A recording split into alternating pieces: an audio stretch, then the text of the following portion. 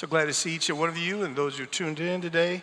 I'm Bishop Larry Jones, pastor of Greater Grace Church, and we are excited to welcome today the First Ladies Health Equity Seminar.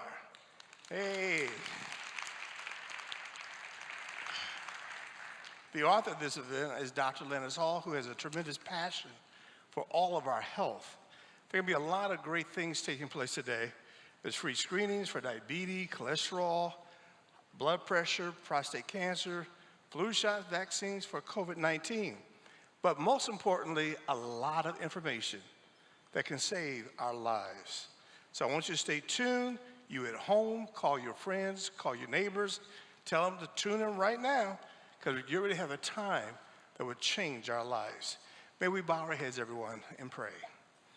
Lord, we thank you for this day, and we have gathered for a day to learn about our bodies. For Lord, our bodies are the temple for you. And so we can have good quality of life, God, and to maintain life with vigor. Lord, we pray today that each one that hear the presenters will receive information that will change their life and even save their life. Bless this event today, oh God. In Jesus' name we pray, amen. And the next person to come is Lady Nina Jones.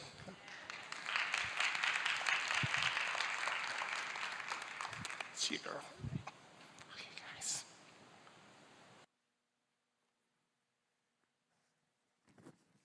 Well, good morning. And first, I'd like to say greetings to everyone. And first, give honor to God, who is the head of my life, to my husband, Bishop Larry O. Jones, who is also the diocese of the 12th Episcopal District of the PAW, our counsel, to Dr. Lennis Hall, to her wonderful staff, and to all our panel guests, and to our beautiful First Ladies, pastors, friends, and dignitaries, everyone in your respectful places. I guess I need the mic, right? All right, hopefully you can hear me.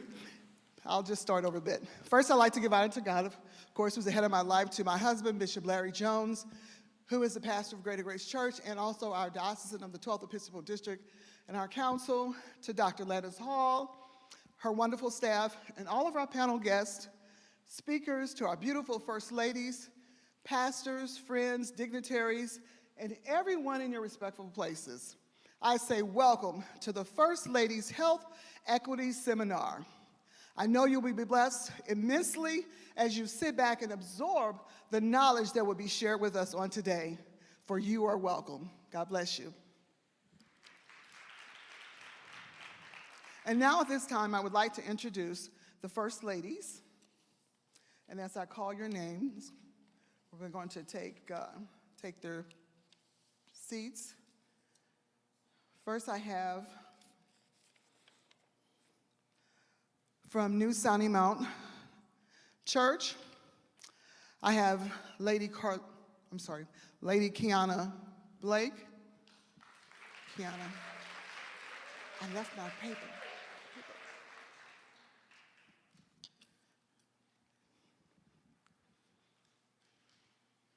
Thank you. I'm so sorry I grabbed them. Is there another one in there with our names? Okay. Thank you. As I call you, you can come up, have a seat. Then I have First Lady Doretta Stevens from the Temple Church of Christ Church. If someone could help her up, please. Then I have First Lady Crystal Swanigan from Grace Apostolic Church.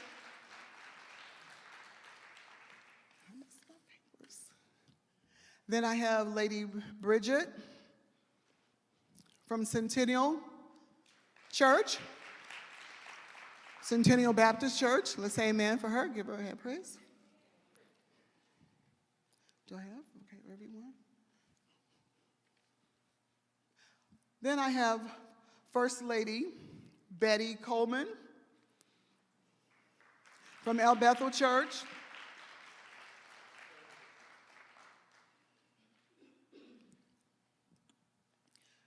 And Lady Lorraine Mosby from Gethsemane Church in East St. Louis.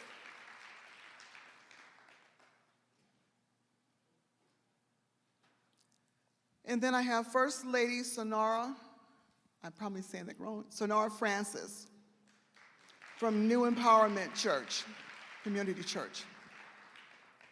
Let us say amen for these First Ladies as they take their seats. You want this list? Oh, you're okay.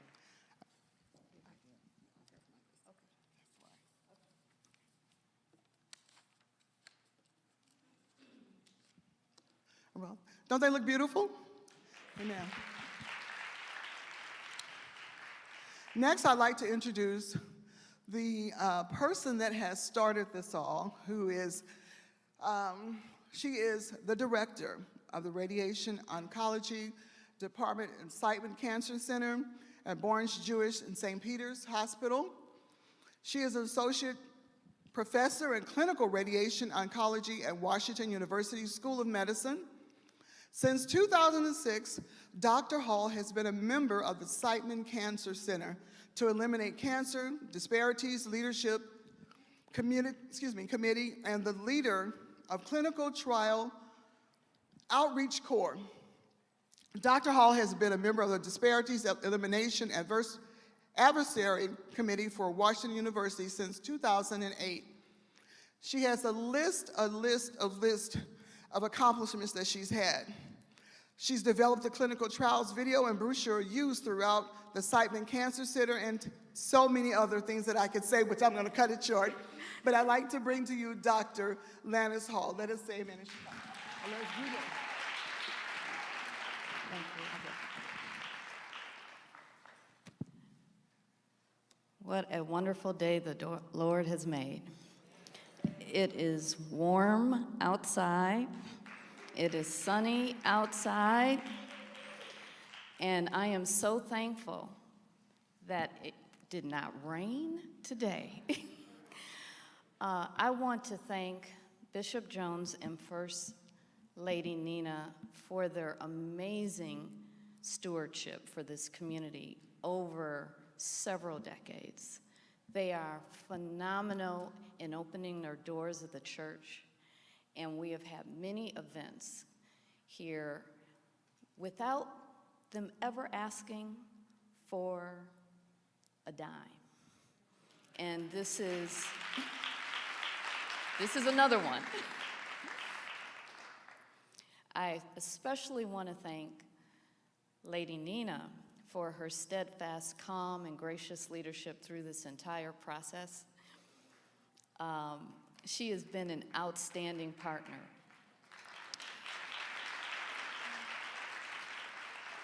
No matter what information I give her, that the sky is falling and the sun will not come up tomorrow, she'll say, well, it'll be okay. It'll be okay. She has just been incredibly calm. But let's think about this. If we consider the last 18 months, our lives have truly changed. How we live each day has changed. How we pray and worship in our church homes has changed. And many of us have put on the back burner our health screenings, our doctor visits, and we know that's true because if we just look at the data, in the second quarter of last year, colonoscopies, mammograms, PSA screening, and Pap tests dropped by over 90%. By the end of the first half of 2020, they were still down by 60%. Then what we worried about occurred. We began to have predictions that there were going to be unnecessary pain and suffering and loss of life for cancers that were not diagnosed in a timely fashion. By first quarter 2021, this year, we had our first large health insurance company state in 2020 there were 65% less breast cancers diagnosed, not because these breast cancers didn't develop, but because they were undetected. because women were not getting screened. And the ones that were detected were more locally advanced, difficult to treat. So we're at a crossroads.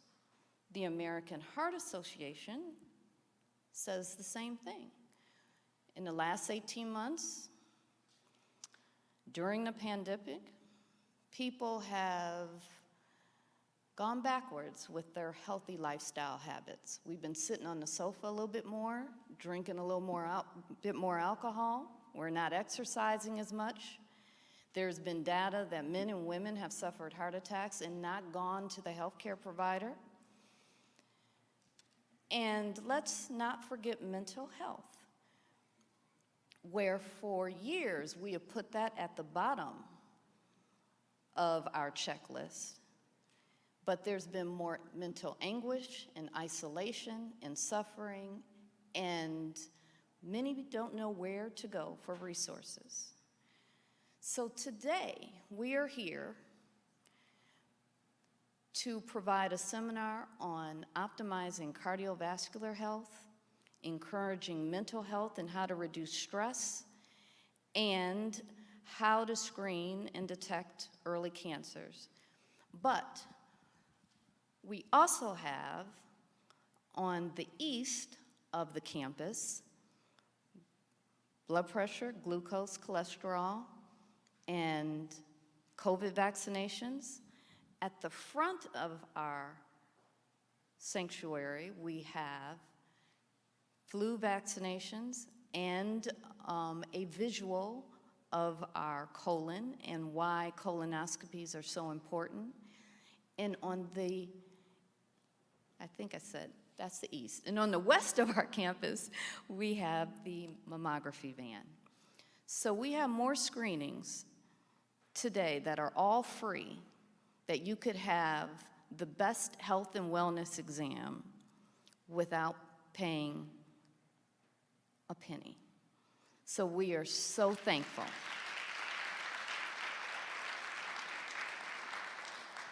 Obviously, we can't do this without supporters and sponsors. And we have a village to put this together, and I want to introduce our key sponsors and our key supporters and the people who work hand in hand every day so that we can do this. And the first person I'd like to introduce is Dr. Timothy Eberlein. He is the Bixby Professor and Chairman of the Department of Surgery at Washington University and Surgeon-in-Chief at Barnes-Jewish Hospital. He is the founding director of the Siteman Cancer Center, an NCI-designated comprehensive cancer center. He received his medical degree from the University of Pittsburgh School of Medicine and his MA from Harvard University. He completed his internship and residency at Brigham and Women's Hospital. Please, let's welcome Dr. Eberlein.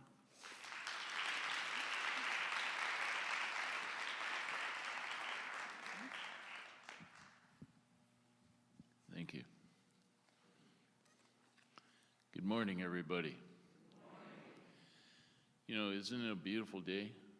Sunny, bright, but not as beautiful and sunny as it is inside church today. You agree?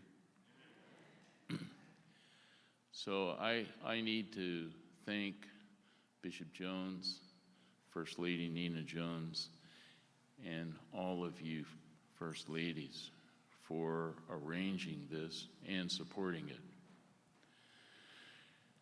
Over the last 20 years, Siteman Cancer Center has worked in the program for the elimination of cancer disparities. As Lannis mentioned, if you look what happened over the past 22 months, there has been a massive decline in the diagnosis of cancer across the entire United States, but particularly bad in the Black and brown communities.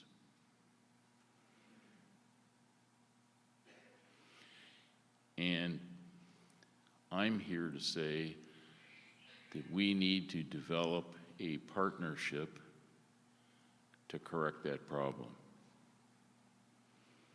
Siteman Cancer Center can't do it alone. We need your help and your cooperation, and that of all of you, because each of you have phenomenal credibility in your community. All of the first ladies who are so respected in your various churches. And we need to get the word out that this community needs to access not just screening for cancer, but for other health problems like heart disease, like diabetes, like high blood pressure, etc. Which is why we assembled all of the screening modalities that we have in the various parking lots. I believe that we can make a difference. Before the pandemic, we were able to reduce late-stage presentation in Black women in North County by over 41%. And of course, as all of you know, if we reduce the stage of presentation of a cancer, patients will do better. They will require less treatment, and they will live a much more normal and longer life. So that is my request of each and every one of you today, and those of you at home. I ask for your partnership and your support. And I will pledge on behalf of Siteman Cancer Center to be the partner permanently and do whatever is necessary to treat, diagnose, and establish health equity in this community. We can't do it by ourselves. We need your help.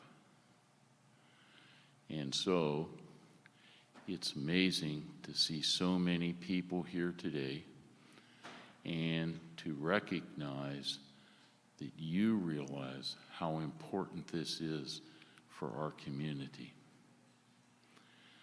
So I'm really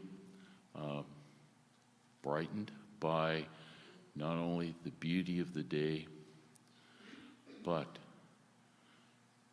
the feeling that I receive in church today. And I want to thank each and every one of you and pledge our support and partnership going forward. So thank you all very, very much. Bishop and Nina Jones, thank you very much for hosting. Lannis. Thank you, Tim.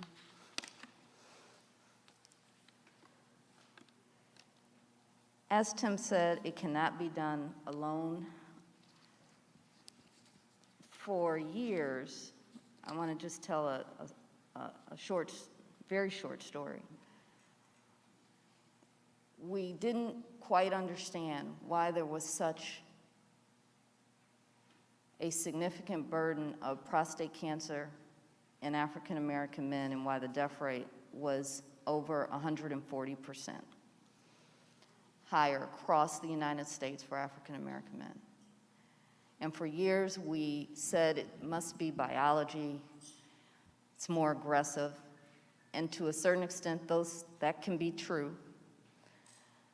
But then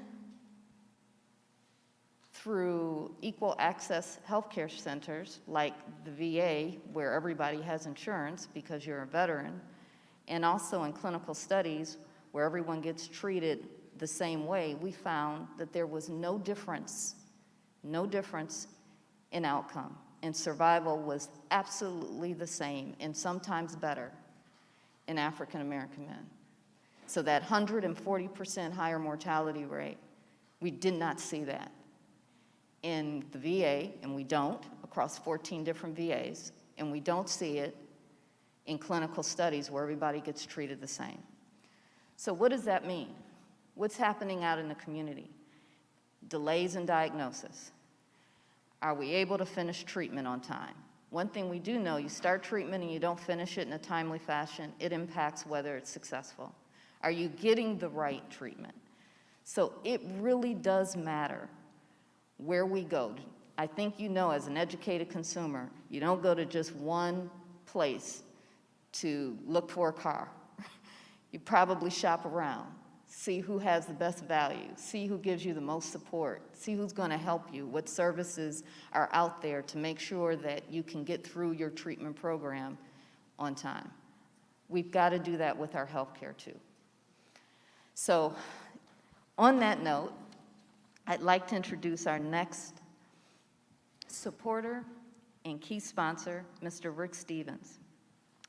Mr. Stevens has more than 25 years of healthcare experience. He's served in executive roles in McKinley, Texas, and Louisville, Kentucky, and Dallas, Texas, and we are so happy to have him here in St. Louis. He holds a master's degree in public health from Meharry Medical College in Nashville, Tennessee, and a bachelor's degree in biology from Tennessee State University.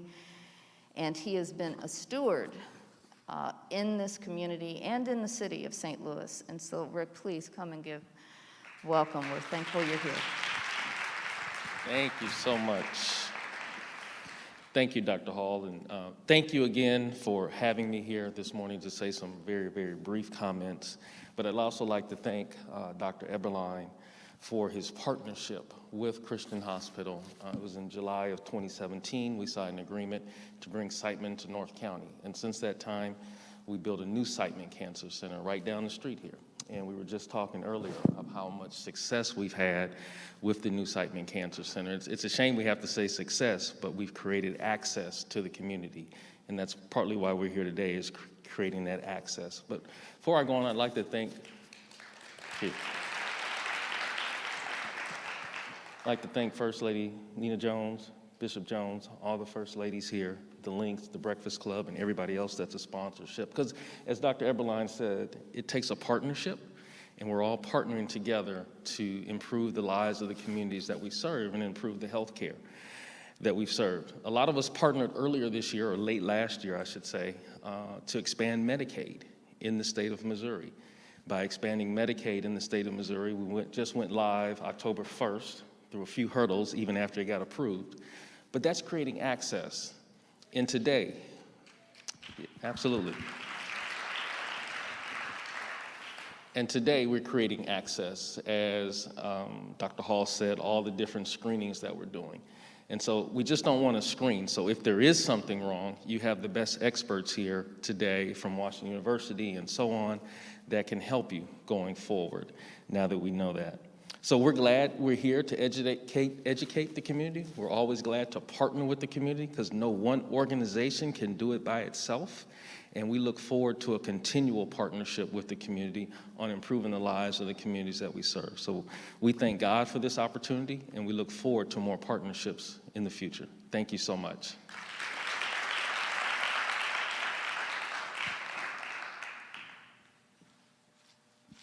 We have an unfortunate circumstance where our next key sponsor, Dr. Kay Royster, has unfortunately not been able to join us. She is under the weather, but we are thankful that she has provided her remarks, and Mrs. Karen Morrison will come forward and give remarks.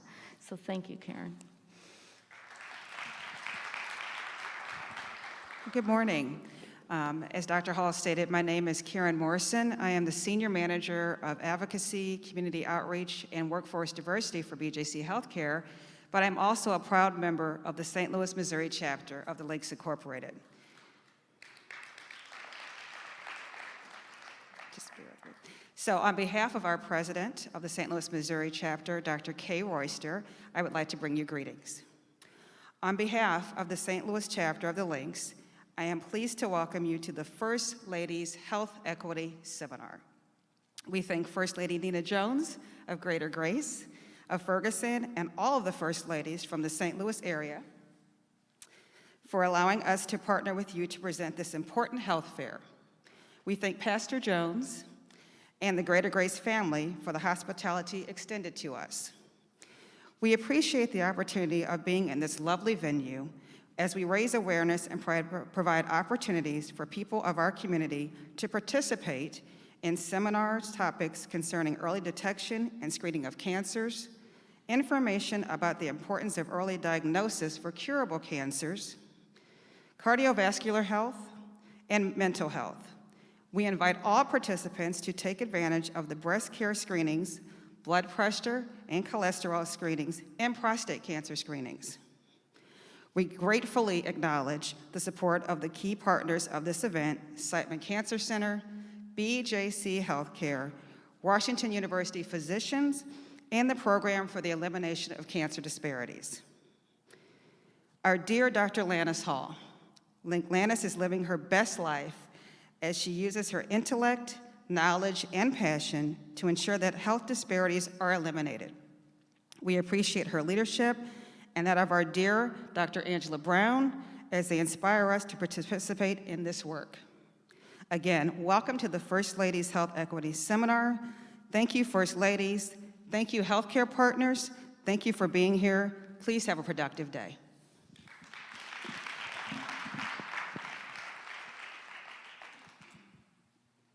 Thank you.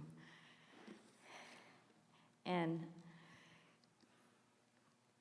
Karen Morrison has been steadfast in the community, and she had to peel herself away from doing blood pressure, glucose, and cholesterol checks to give that welcome. I'd like to take time to say we could not be here without the women in front of me and behind me. And I'm going to call everybody's name very quickly because it is only because of your hard work early in the morning, making calls, making sure that this health fair was on your Sunday service lineup. You know how hard it is to get people to watch virtually, even when they're in bed, sometimes we're late, let alone make it in person. So I want to thank the First Ladies because you are our sponsor and our supporter of this event.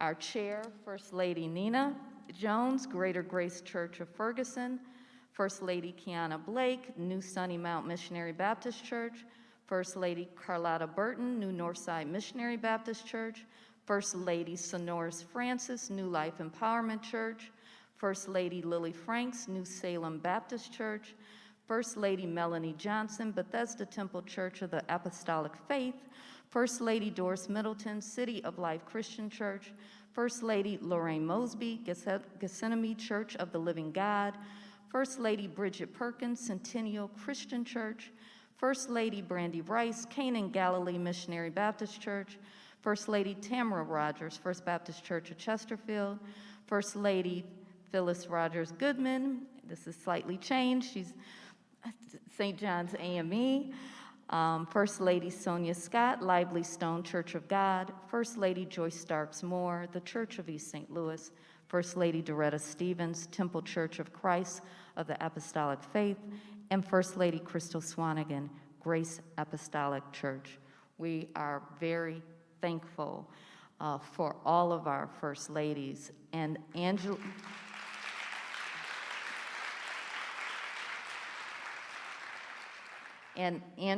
Dr. Angela Brown will now give recognition of some very important people that we are happy to have with us today, as well as some additional sponsors.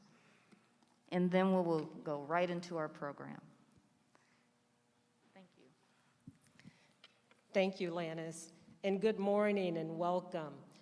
You know, it's really my pleasure to acknowledge our sponsors because without them, these type of events can't and don't happen.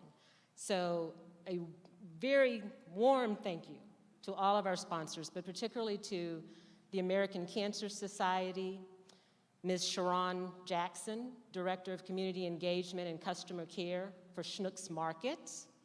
And then in addition, you've heard some of the other sponsors, Siteman Cancer Center, Dr. Eberline, the Program to Eliminate Cancer Disparities, Christian Hospital, Mr. Stevens, BJC Health System, Washington University Physicians, and the St. Louis, Missouri chapter of the Links Incorporated. So if you see any of these folks, anyone associated with any of them, give them a thank you, but we appreciate their support. And of course, the support of our First Ladies and the multiple churches that are represented. But it's also my pleasure to acknowledge a couple of special guests that I think it's very important for you to know and get to meet today while they're here, because they both hold very important roles in our community when it comes to health equity, and they're also historic first in those roles as well. And the first is Dr. Dineo Cabelli, and I'm gonna ask her to please stand and give a shout out. Dr. Cabelli is the Mitchell and Elaine Yanow Professor and Chair, okay, I said chair, of the Department of Obstetrics and Gynecology at Washington University School of Medicine. And this is a very much historic first because she is the first African American chair at the School of Medicine for Washington University.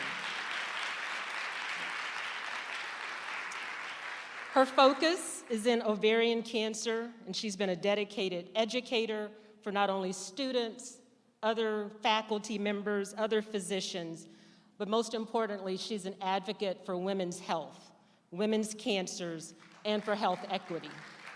So we welcome you to St. Louis and to the St. Louis and St. Louis County community. And then secondly, I'd like to introduce Dr. Maddie Halashwayo Davis, who is the newly appointed Director of Health for the City of St. Louis. So that is also a historic appointment. And Dr. Halashwayo Davis is an infectious disease specialist who has focused on HIV.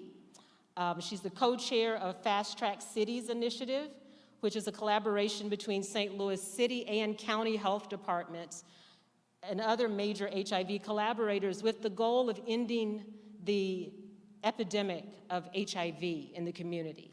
But more recently, you may have actually seen her on television on CNN, MSNBC, Al Jazeera, you name it, because she's really been at the forefront of the COVID pandemic, trying to raise awareness, particularly when it comes to marginalized communities. So congratulations, welcome to the role for the City Health Department. And again, we look forward to working with you all, and if you get a chance, please talk to them because they're here to engage with the community. Thank you.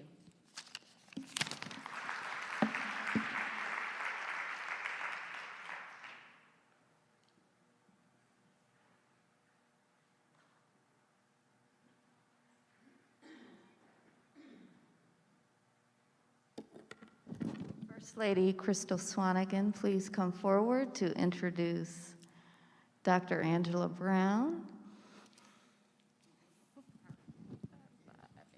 Thank you very much. And greetings to everyone here today for this beautiful day, to our First Lady Nina Jones, to Bishop Jones, to all of the First Ladies and all of the sponsors, doctors, friends. We say greetings. I'm First Lady Crystal Swanigan of Grace Apostolic Family Worship Center in Florissant, Missouri, where my husband is Pastor Harmon Swanigan. Just honored to be here today to support such a needed cause. Today, I'm introducing Dr. Angela L. Brown. She is a professor of the medicine of the Division of Cardiology and the vice chair for Health Equity of the Department of Medicine at Washington University School of Medicine. She is the co-director for the Center of Community Health Partnership and Research. Dr. Brown received her Bachelor's of Science in the Electronic Engineering at Southern Methodist University, and she completed her medical training at Washington University School of Medicine and Jewish Hospital of St. Louis. Her research and interest is in the area of hypertension and the relationship of other cardiovascular research and heart functions and health disparities.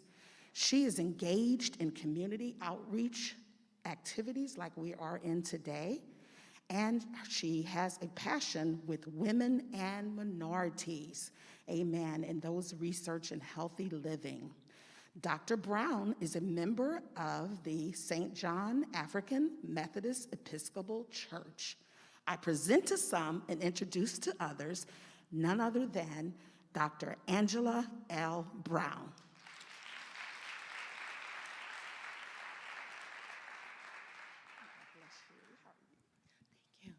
Thank you so much, First Lady Swanigan. Well, I'm back. It's really a pleasure to talk to you today, and I apologize if I have my back to some of you at one point and to others because I'm going to have to look at the screens. So I apologize for that. I'll try to move around a little bit. But as Dr. Hall mentioned, today is about health screenings and learning what we can do to take care of ourselves, and the goal is to live long, healthy lives, okay? Everyone wants to live longer, but you want that longevity to be healthy, okay? So what do we need to do, particularly from the standpoint of protecting our hearts? How do we have good heart health? Because we all know that people die from heart disease, people die from cancer, people die from a lot of things. But heart disease is really at the top of the list. So that's why it's important for us to have this discussion today. And you'll find that as the presentations go on, they're all actually somewhat related. They're interrelated to each other. So I'm really just gonna kind of kick things off and set the stage, but you'll hear some themes over and over again. So what we're gonna talk about is basically how to maintain our heart health. Talk a little bit about what is heart or cardiovascular disease. I'll define that for you. We're going to talk about the risk factors, particularly hypertension, diabetes, and obesity. And then, what do we need to do to live longer? And it's a lot about eating. So how do we eat smarter? And then I'll give you a recipe for heart-healthy living, okay? So this is very important because heart disease is the leading cause of death for Black men and women. Causes more deaths than all forms of cancer combined, okay? So we hear a lot during the month of October about breast cancer, which is very important. And a lot of times when I talk to women, they think breast cancer is the leading cause of death. Well, it is very high on the list for Black women, but we're still dying more from heart disease, Black men and women. So it's important that we address that. So when we talk about cardiovascular disease or heart disease, what do we mean? Well, it's any condition that affects the structure or the function of the heart or the blood vessels. Those are cardiovascular diseases. Top of the list is high blood pressure or hypertension.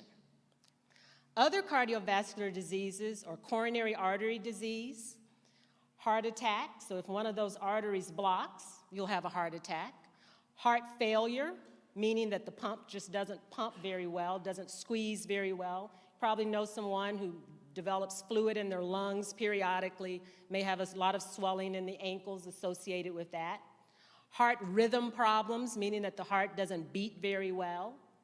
Problems with the valves, congenital problems, meaning that you're born with heart defects.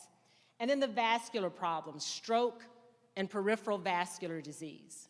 So that all fits in the realm of cardiovascular disease.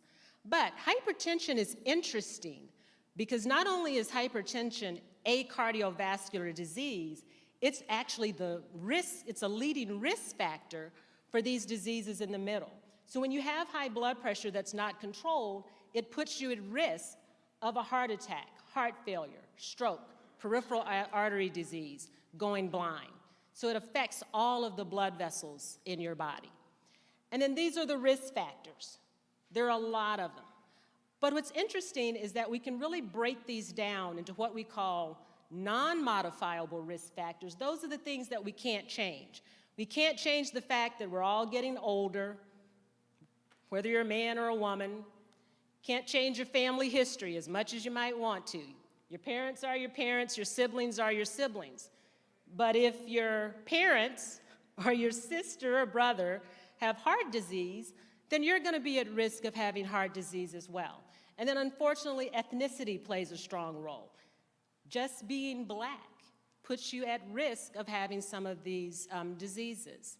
And then of course, if you've had any previous history as well.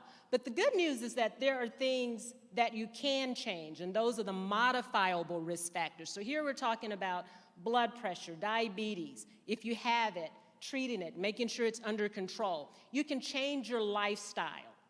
You can change whether you smoke or not, whether you exercise, okay? Those are the modifiable risk factor, those lifestyle changes. And then, but there are also social factors that play a role as well. Income level.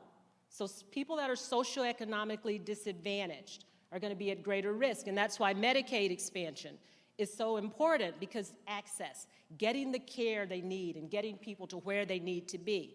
Social deprivation, all right? Not having social circles to be in. When you have support, that means a lot. And the general environment that you're in, pollution actually plays a role as well. So there are a number of things that play into cardiovascular disease, and all of those things have to be addressed. But what's interesting and what you'll see here, and this is why we put both of these talks together, we're talking about cardiovascular disease, and we also talk about cancer, and particularly breast cancer, is that even though, as you see on the slide, they have individual risk factors, what you see in the middle are those lifestyle things, and it's a little bit hard to see, but the lifestyle risk factors, age, whether you smoke, drink, exercise, diet, play a role with both. So when you don't do those things, you're at risk for cardiovascular disease, you're at risk for a lot of these cancers. So a lot of things that I'm going to talk about when it comes to risk factors not only improves your heart health, it decreases your risk of having other major problems also.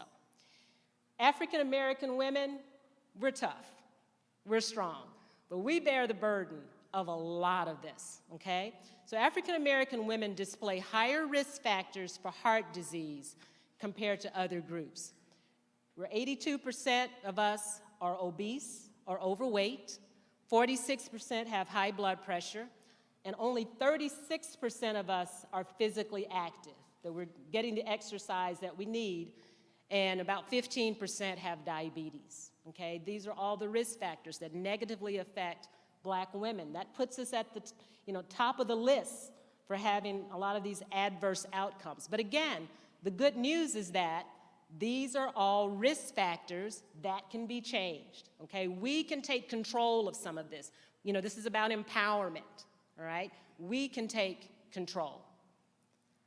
So, heart disease can be prevented by controlling risk factors, and I want to focus on 3: hypertension, diabetes, and obesity.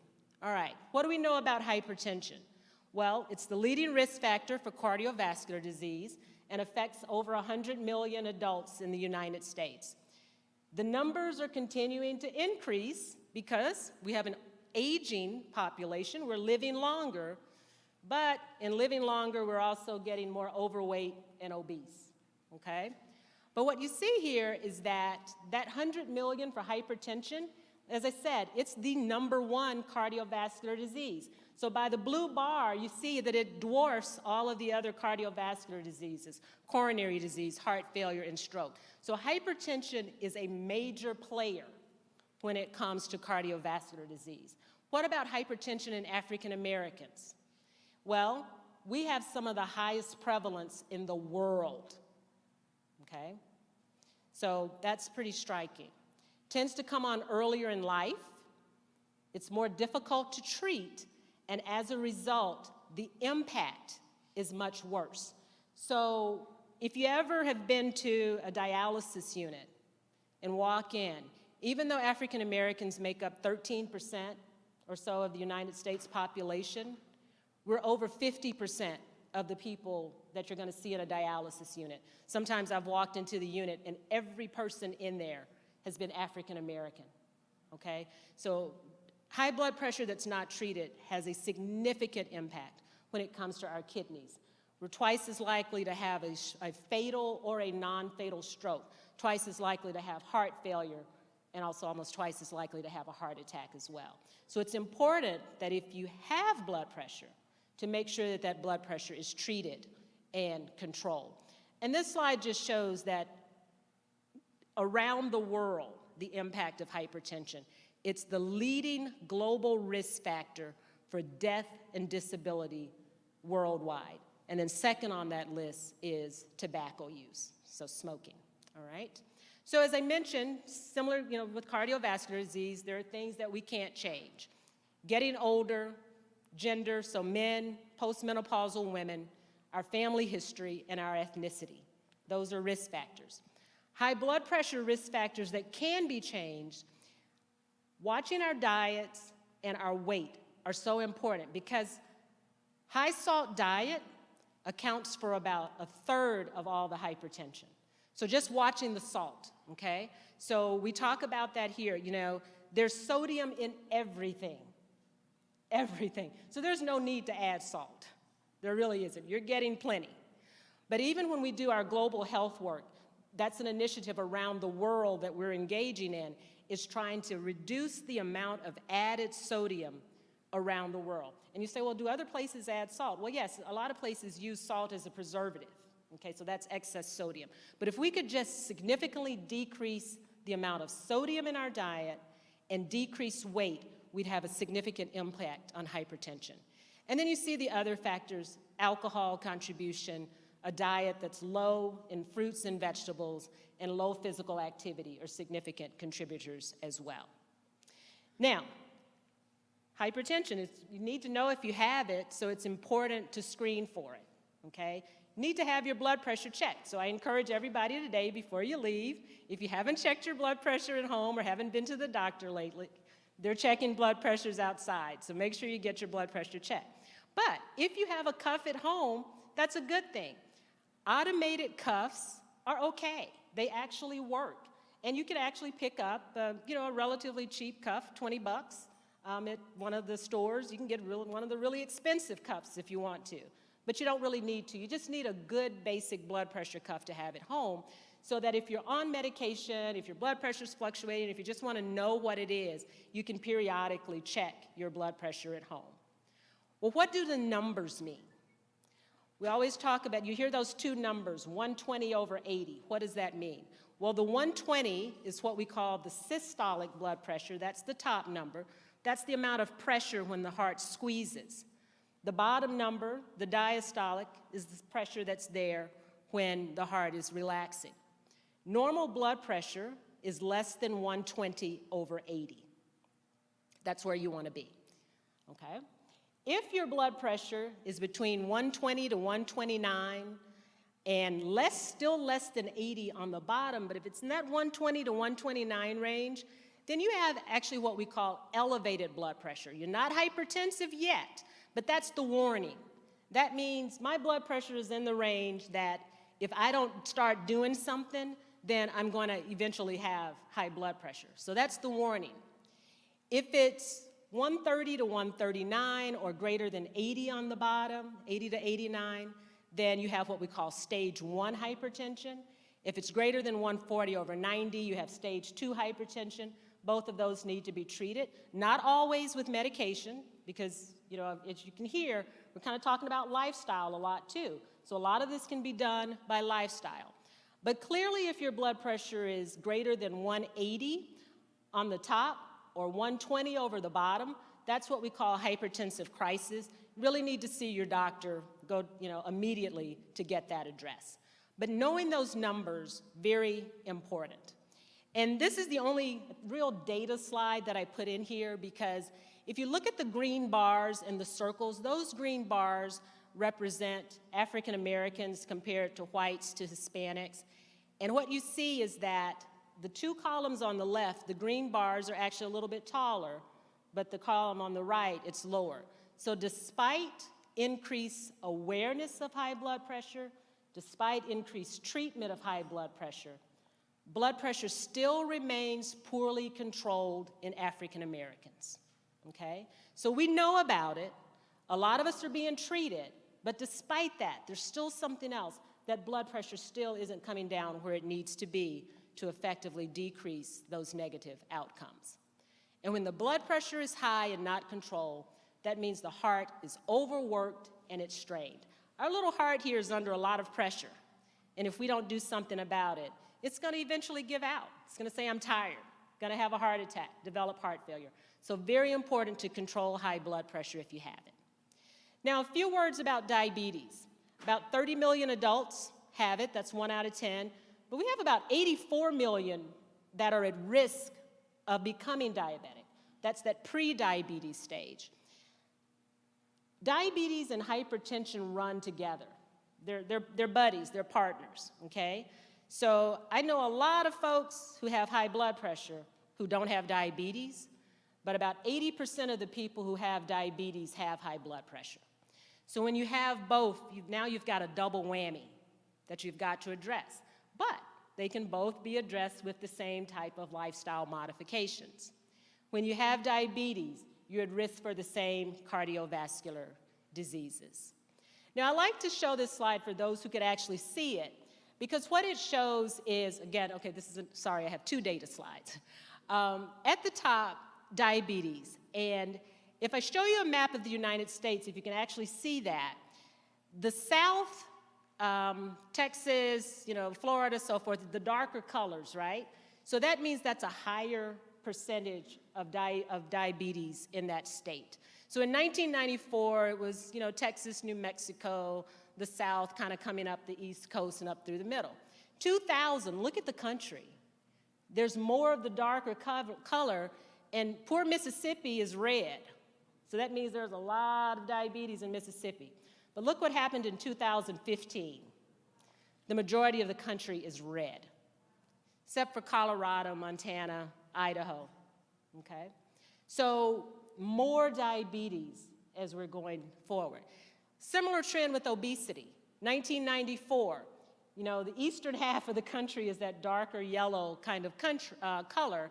If we go to 2000, we have darker colors in the South. But if we go to 2015, look at the country. We're an obese, overweight country, except for, I think that's Colorado, that's still that lighter color. What do people do who live in Colorado? They do a lot of outdoor activities. They hike, they ski. Pretty much year-round, they find something to do. So physical activity plays a huge role. But again, diabetes, with the increase in obesity, more diabetes, more hypertension. Well, what do we know about obesity? About 93 million US adults. And again, major risk factor, hypertension, diabetes, elevated cholesterol, and obesity is a risk factor for cancer and a number of other things as well. Mrs. Obama, when the Obamas were in office, really tried to bring to light the epidemic of obesity, particularly when it comes to our kids, okay? 1 in 3 kids and teens are either overweight or obese. So that means our children are starting at an earlier age on the path to developing these risk factors earlier. So we need to engage our kids in healthier living, healthier lifestyle, and we need to set an example for them, because this is a major concern going forward. So when we talk about obesity, simplistically, we kind of think about, what are the root causes? Well, if you take in a lot of calories and you don't burn them, so there's an imbalance between what you take in and what you burn, you're going to become overweight or obese. Now, that's a simplistic way of looking at it, because there are other things that play a role in obesity as well. But this is what we actually think is the real cause, okay? It's about that supersize me. So this is a comparison between kind of the 1950s and 2000s of what we're eating. We're eating the same thing, but we're eating much more of it. So, if you go to McDonald's, for a while, they didn't even have that little bag of fries. You had to get the big thing of fries. That's more salt, that's more fat, that's more fried food. Last time I went to the movies before the pandemic, you can't even get a bag of popcorn. You have to get the big tub. I just wanted a little bit. So I bought the big tub, but I took it home. So probably when I go back to the movies, I'll take a Ziploc and put it in there and then take it home. But we don't need all of that. But, from a value standpoint, it's cheaper. So it's like, oh, well, I can get more for my money, but that's not healthy for us. Go to Quick Trip, the big gulp, right? That's cheaper than getting the small thing of soda. So just kind of think about what we're eating, all right? I like this cartoon because this is a parent reading a bedside story. And then the kid says, Snow White was poisoned by an apple, Jack found a giant in his beanstalk, and look what happened to Alice when she ate the mushroom. And you wonder why I won't eat fruits and vegetables. That's not the message that we want our kids to have, okay? We've got to demonstrate something that's a little bit better. Because what we know is that eating healthy decreases the risk of cardiovascular disease. So we have to start demonstrating this to our children. Part of it is we have to get in the habit of when we purchase foods, get in the habit of looking at the labels, okay? Pay attention to what you're actually getting. So number one is cutting salt, particularly when it comes to high blood pressure. Cut back on added salt, don't add. Now, I'll ask patients, do you add salt? Patients will say, nope, I don't add salt, I use seasoning salt. Or, no, I don't add salt, I use Himalayan pink salt.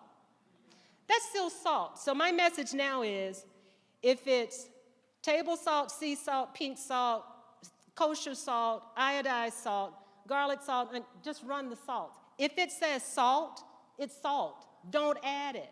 Salt is salt. It's the sodium. So it doesn't matter if it's sea salt or Himalayan pink salt, it's still sodium. Don't add it, okay? But the majority of the sodium comes from the processed foods that we eat, okay? It's already in there. So it's about our choices. So anything that comes in a can or a package that all you have to do is open it, heat it, and eat it, it's gonna be higher in sodium. So just to give you an example, if you get a can of Campbell's chicken noodle home-style soup, it says that once you add that extra can, you now have 2.5 servings. But each serving has about 750 milligrams of sodium. So if you eat the whole can, because there's nothing in there, now you've got over 2 grams of sodium. That's your daily allotment. You only want to have about 2,000 milligrams or 2 grams of sodium a day. So if you eat that can of soup, you've already blown it. So get in the habit of looking at the labels, but it's important to pay attention to what it says a serving size is, because you'll have to adjust the numbers based on that. Same thing for fat content. Make sure you're looking at the amount of fat. You don't want most of your fat to come from saturated fat, okay? And you definitely want to stay away from foods that have trans fat. So no trans fat, decrease the saturated fat. But again, it's about looking at the labels and also paying attention to the serving size. Now with hypertension, we talk about the DASH eating plan. That's the dietary approach to stop hypertension.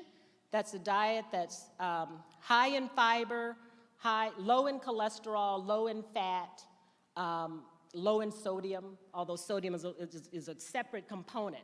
But if you can imagine that this is a plate, what you see is that the top 2/3 of the plate is mostly green and brown, fruits, vegetables, whole grains.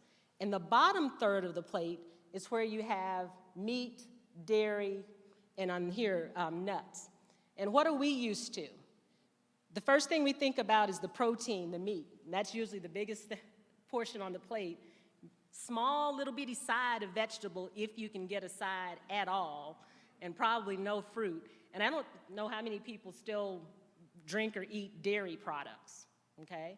But fruits, vegetables, whole grains, where you want to be. We also talk about the Mediterranean diet, which is very similar to the DASH diet, but even less of a focus on the protein. Here they talk about protein just a couple of times a week instead of a daily basis. But the fruits, the vegetables, the whole grains should be consumed on a daily basis. Proteins like chicken, lean meats, lean turkey, a couple of times a week, and very little dairy, okay? But very important, the Mediterranean, to eat a healthy diet. So what's the summary here? Bottom line, cut the sodium, cut the fat, and cut the cholesterol.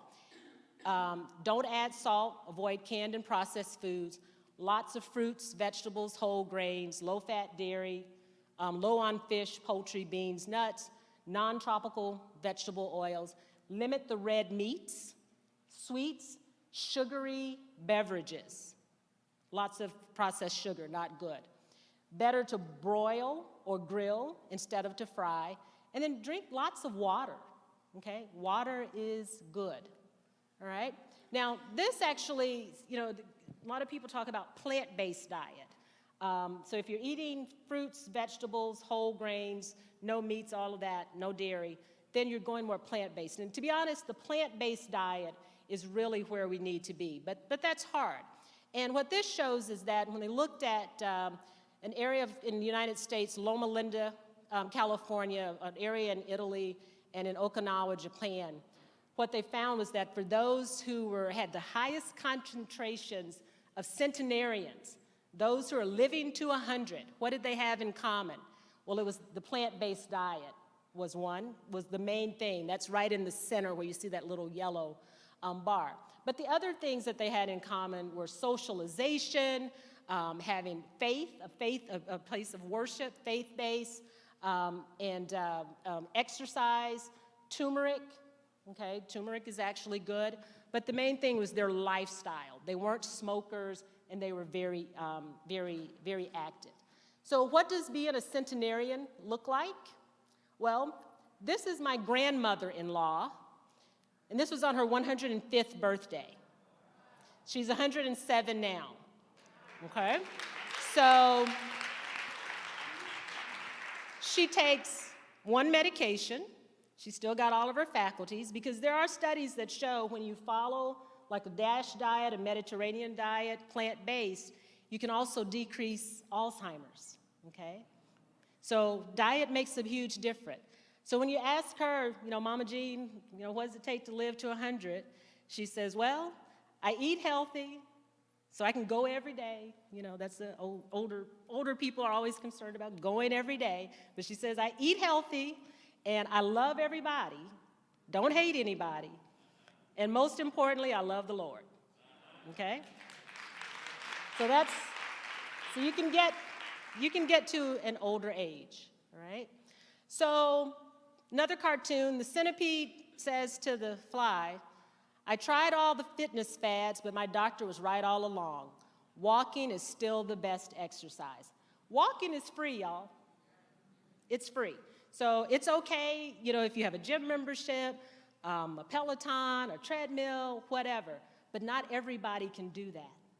So for those who can't, just get out and walk. And that's why we need our community partners, because some people say, I can't walk, if I walk outside my house in my neighborhood, okay? So community involvement, very important. We need to get people walking. Get a buddy, walk as families. Exercise is good, and it helps decrease risk of cardiovascular disease. All right, so what are the lifestyle changes? We talked about eating healthy, increasing physical activity. On average, you want to have about 150 minutes of exercise per week. That's 5 days for about 30 minutes. Losing weight. If you just lose about 7% of your body weight, so you don't have to get back to high school weight, okay? 7%. So if you're at 200 pounds, that's 14 pounds. That 14 pounds makes a difference. And then moderate alcohol consumption. If you're not a drinker, don't start, despite the fact that the Italians say they drink every day. If you're not a drinker, don't start. But if you do drink, cut it back, okay? All right, knowing your numbers, fasting glucose. So if you're going to the screenings today, they'll talk to you about this. You want your blood sugar optimally less than 100, fasting. If you're diabetic, you want your hemoglobin A1C less than 7%. If you have high blood pressure that's being treated, your target is to be less than 130/80. We're not trying to give you medicine to get you down to less than 120, but at least get it down to less than 130. That makes a huge difference. If you have cholesterol, we want that less than 200, and we want your body mass index optimally less than 25, and that's just a way of looking at weight. So, what's the recipe for healthy living to prevent heart disease? Don't smoke, keep a healthy weight, eat healthy, exercise, limit alcohol, manage stress. I haven't talked much about that, but we're going to hear about stress management because it's very important. Get plenty of sleep. Our bodies need rest. And make sure you keep regular appointments with your doctor. That's very important. And I always say you have to have a doctor that you can talk to and that you can communicate with and have a good relationship, because that needs to be a partnership, okay? So finally, I'm just going to end with a little story. When Bishop Jones said his prayer, if you were listening, he said, our bodies are our temples. So we need to take care of them. God has given us this body. This is the only body he's given us. So I have a story for you. In the beginning, God created the heavens and the earth and populated the earth with broccoli, cauliflower, and spinach, green and yellow and red vegetables of all kinds, so man and woman would live long and healthy lives.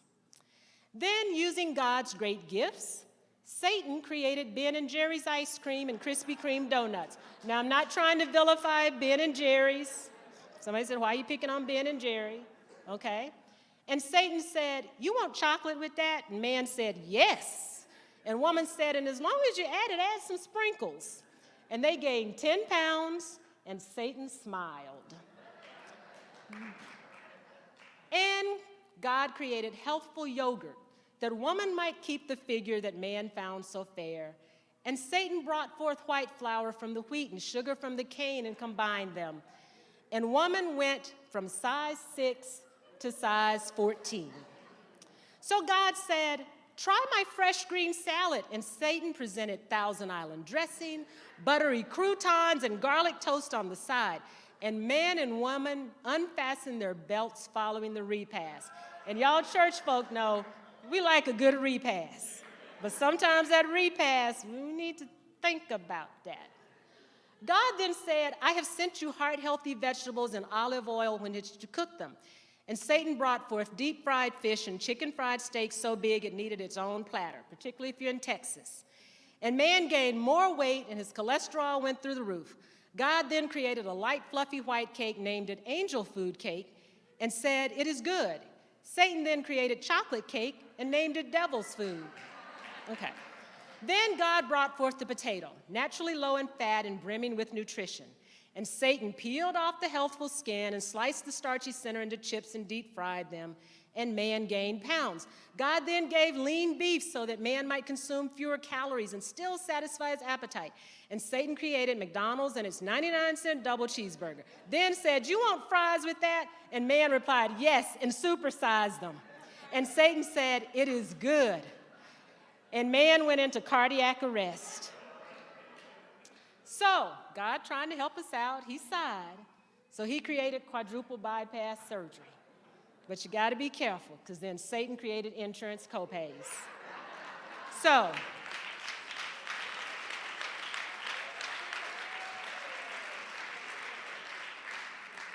bottom line, God gives us everything we need, okay? We just need to pay attention and do it and take care of our bodies, because the goal is for us to live long, healthy lives, free of heart disease and other diseases as well. Thank you very much.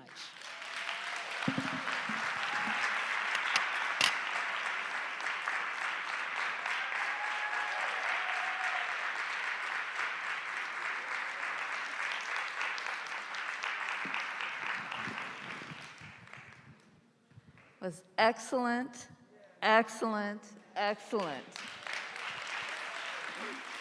Thank you, Dr. Brown. On that note, First Lady Melanie Johnson from Bethesda Temple is going to get us moving. So we got some good music, and we're ready to go. All right. Wonderful. That was beautiful, Dr. Brown. Very good, very good. And you know your audience, so you came right for us. Greetings, everyone. Are you ready to move? Well, before I get started, I was gonna have you moving while I talk to you a little bit, but I don't have a lapel mic, so I'm gonna quickly give you a few tips, and then we're gonna do some moving, okay? Is that all right? Okay. Again, my name is Melanie Johnson. I am the First Lady of Bethesda Temple Church. I am a physical therapist by profession. I hear some Bethesda Temple people here. I'm a physical therapist by profession. I also held a certification as a personal trainer for Bally's Fitness. I host an exercise class at Bethesda called Fitness with the First Lady during the warmer months. I am glad to be here today and be a part of this. How many people exercise 3 times a week? How many? 3? Okay, good job. All right, good job. How many people exercise every day? All right, wonderful. That's great. We're going to talk about moving. I just want us to have a few tips to be able to incorporate really quick tips that'll help us with moving and our overall health. Dr. Brown touched on so many of the topics, but we will be brief. Moving is extremely important. If you want to keep moving, you have to keep moving, all right? Aches and pains are less if you keep moving. The first thing we want to do when we feel a pain is what? Sit down.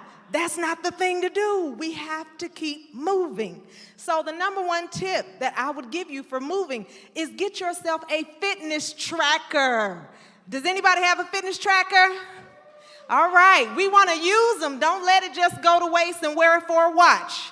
Amen. We want it so that it can track our steps and track our exercise and track all of the calories. It'll track so many things. Calories, stairs, your heart rate. It even tells you how well you're sleeping. Now, you don't have to spend $1 million for a fitness tracker. Anywhere from $25 to $400 plus. But you can go and get you a fitness tracker so that you can keep a record of how many steps you're taking every day. All right? Number 2, set small, realistic goals. Don't say, if you don't work out at all, don't say, well, I'm going to start doing something every day. Don't do that. You have to start small so that you can actually achieve the goals, okay? We want to also stop looking for the closest parking spot in the parking lot. Amen? Stop looking to get so close that you don't have to walk. Use that as an opportunity to get some steps in, okay? Number 4, when you're cleaning your house, play some music. Music makes people move faster. Music makes us get active. So we want to clean the house to some music. Number 5, drink more water. Dr. Brown talked about that. If you're tired all the time, if you drink more water, it will help with that. If you're moody all the time, drinking more water will help with that. Headaches, drinking more water will help with that. Digestion, weight loss, there are so many benefits to drinking more water. Work out, number 6, work out, move while you watch TV. Anybody got a favorite show that you like to watch? While you're sitting there, move your legs, move your arms, do something. Don't just sit and watch. Do something as you move. Number 7, skip the elevator and take the stairs. It's good to get moving, so don't just take the elevator all the time. Take the stairs if you're able. Number 8, find a YouTube workout video that you can do at home. Like Dr. Brown said, everybody can't get out and get into the gym. So find a YouTube video that you can put on at home and work out. My favorite is called Grow with Jo. She is phenomenal. She has exercise that caters to everybody. Anybody can do her workout. So if you don't have one, Grow with Jo. All right? Number 9.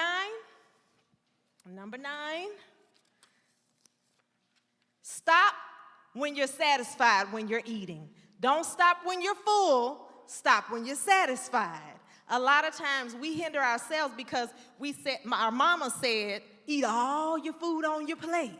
Well, if you start putting a little less food on the plate, then you'll be able to do that because most places have, as Dr. Brown mentioned, huge portions, more than what we need. So get a smaller portion and then finish everything on your plate. And it's okay sometimes to go to a restaurant and leave some food on the plate or take some food home and eat it the next day. But stop when you're satisfied, not when you're full. Last tip, stop making excuses. Stop making excuses. Everybody has 2 elbows, right? And we have more excuses than the 2 elbows we have, all right? Stop making excuses. We want to get up and move. If you get up and walk around your house a couple of laps, that in itself is movement. So those are the few tips that I want to give. All right, everybody stand up. Y'all ready? All right. Now, they're just stretches. We can't do too much because of where we are. But I'm going to put the mic down so that you can just copy what I'm doing. The first thing you're going to do is neck stretches. I want you to take your ear to your neck.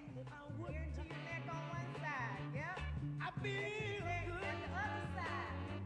I knew that I would not. Stretch that neck out. So good. Right, now you're going to take so good. I got to you. Wow. I feel nice. Yep. A sugar and spice. I feel nice. A sugar and spice.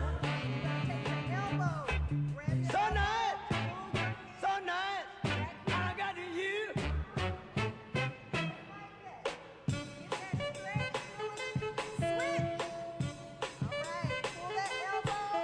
When I hold you in my arms, I know that I can't do no wrong. And when I hold you in my arms, my love won't do you no harm. And I feel nice, that sugar and spice. I feel nice, that sugar and spice. So nice, so nice, I got you.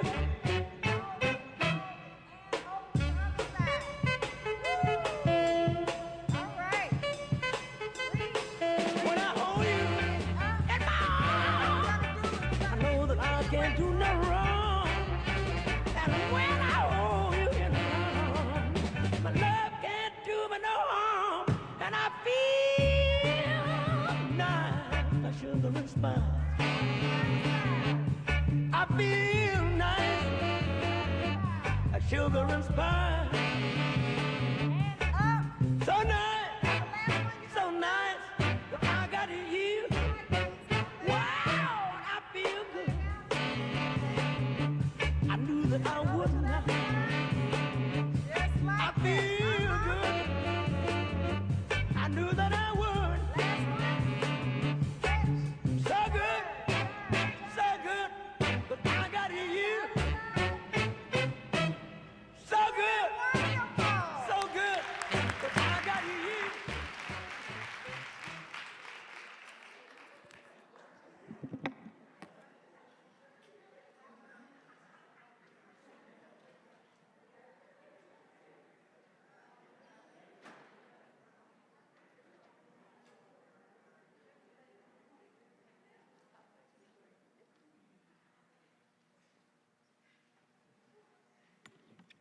So our first ladies know this is a time when we do a little bit of movement because we're going to switch. So the first ladies who are in the first row are going to come up, and the first ladies who are on the stage are going to go down.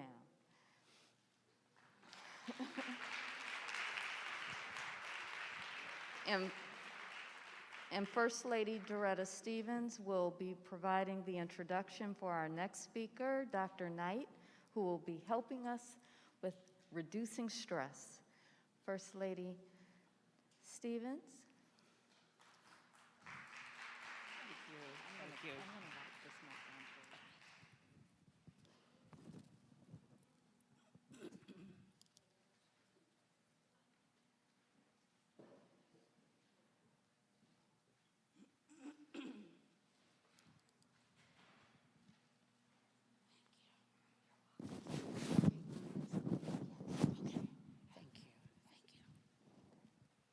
Greetings, everyone.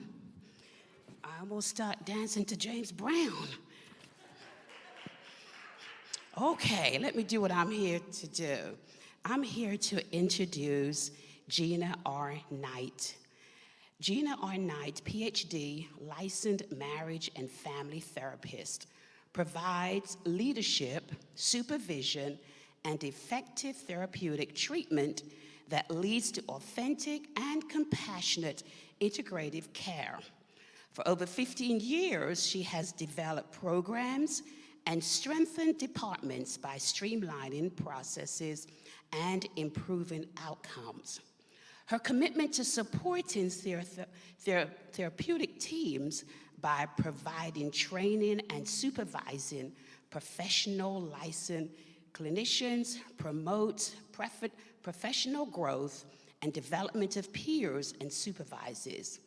Gina's advocacy for the needs of clients and patients has improved health and overall wellness for individuals, couples, and families in Missouri and Illinois. Gina R. Knight.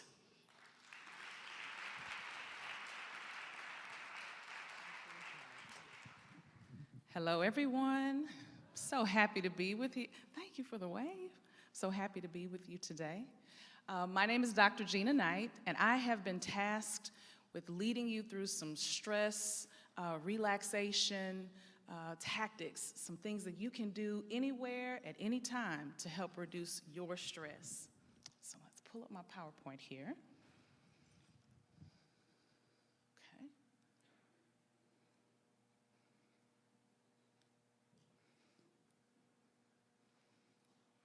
Where am I pointing? There we go.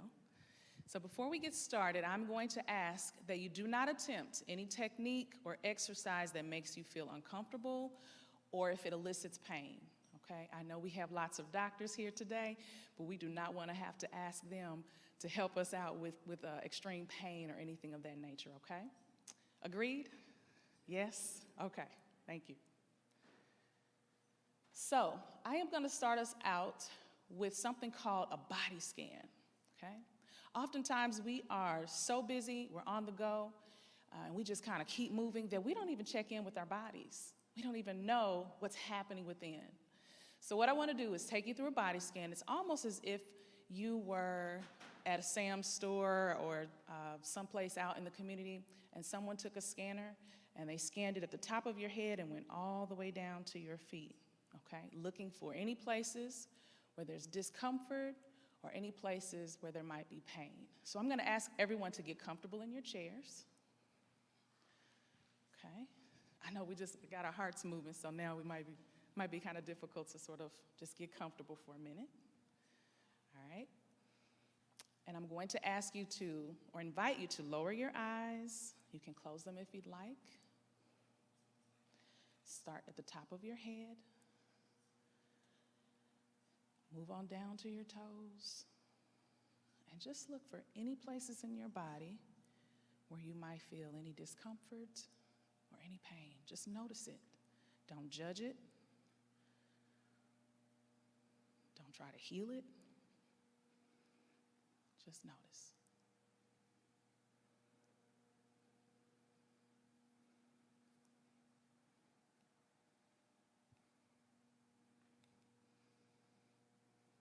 Okay. Did anybody notice anything as they did that? Show of hands. Yeah? Okay. I can't hear you, but I saw the hands. Okay. Sometimes it's just a matter of taking time to notice what's happening in our bodies. Oftentimes we don't recognize what's going on unless it becomes extreme. That extreme migraine or something that have us to double down because we're in so much pain. But oftentimes it's good for us just to take a minute to just check in with our bodies. And as Dr. Brown just talked to us about our bodies being responsive and adaptive, oftentimes we think about this when it relates to food. Now, Thanksgiving is coming, and I wasn't gonna say mac and cheese, but mac and cheese, we all like a good mac and cheese, right? And we like the taste of it. The temperature has to be right. The texture has to be good. okay? We are, when we're out in the weather, we notice how our skin reacts to the weather, the coldness, right? Sometimes we have chills. So we have these responses to temperature, and we have these responses to food, and likewise, our bodies also respond to stress. That thing that we oftentimes just sort of bypass and look over and keep moving, because that's what we're taught to do, right? We're taught to keep going, keep moving, don't take time out to really deal with the stressors that we have. So we have both internal stressors, as Dr. Brown just talked about. Lack of a healthy diet and exercise causes our bodies to really have to fight to try to keep us alive, to try to keep us healthy, to try to keep us moving. It leads to inflammation, chronic conditions, and it also leads to a decline in our mental health. Something that I learned some years ago that was really astonishing to me is that a high number of people who have diabetes also suffer from depression. Okay? Likewise, we have external stressors, okay, such as a job. We may have some family situations that we're dealing with. And those external stressors may lead us to do some emotional eating, drinking, alcohol abuse, endorphin-seeking behaviors, things that just are not good for us, and that also can lead to a decline in our mental health. So one of the first techniques that I'm going to teach you today is called box breathing, okay? If you hear of box breathing online or in the community with other therapists, it looks like this diagram here, okay? And I am going to ask you to practice with me in just a moment, but not yet. So box breathing, like a box, you inhale for 4 seconds, you hold it for 4 seconds, you exhale for 4, and you hold for 4. And then you start again, okay? The way we're going to do it today is that we're going to inhale together for 4 seconds, we're going to hold for 4, and we're actually going to exhale for 6. Okay, we're gonna just let our lungs just sort of go. I know we have on masks. If it's a bit much and you just kind of need to do this a little bit to sort of like let your breath happen, I do want you to follow along with me, okay? When you exhale, if there's something that you feel like you sort of need to let go of today, just let it go with that exhale, okay? Maybe it's a thought. Maybe it's a stressor that you had earlier in the week. Maybe it's that you're thinking about all these different things today that you need to do after you leave the seminar, all right? So we're gonna do it together. 4, 4, 6. Everybody comfortable? All right, here we go. We're gonna inhale for 4. Hold, 2, 3, 4. Exhale. 6. Let's do it again. Inhale for 4. Good, hold. Exhale. We're gonna do it one more time, and when we exhale, I want you to see if you can just let your shoulders fall, okay? Just let that tension go. Here we go. Inhale for 4. Hold. Exhale. That's good. I saw some shoulders fall. That's wonderful. Do another body scan for me. Check in, top of your head, all the way to your feet. See if you notice that anything is different.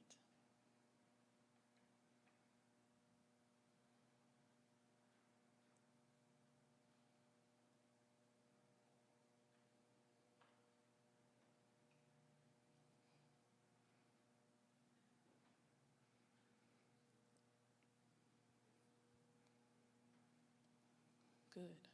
Did anybody notice anything different the first time they did it versus the second time? Okay, what did you notice? Pain was reduced. Awesome. So I practice using body scans and I practice box breathing with my clients quite often when they have pain or when they come in to see me and they have extreme anxiety.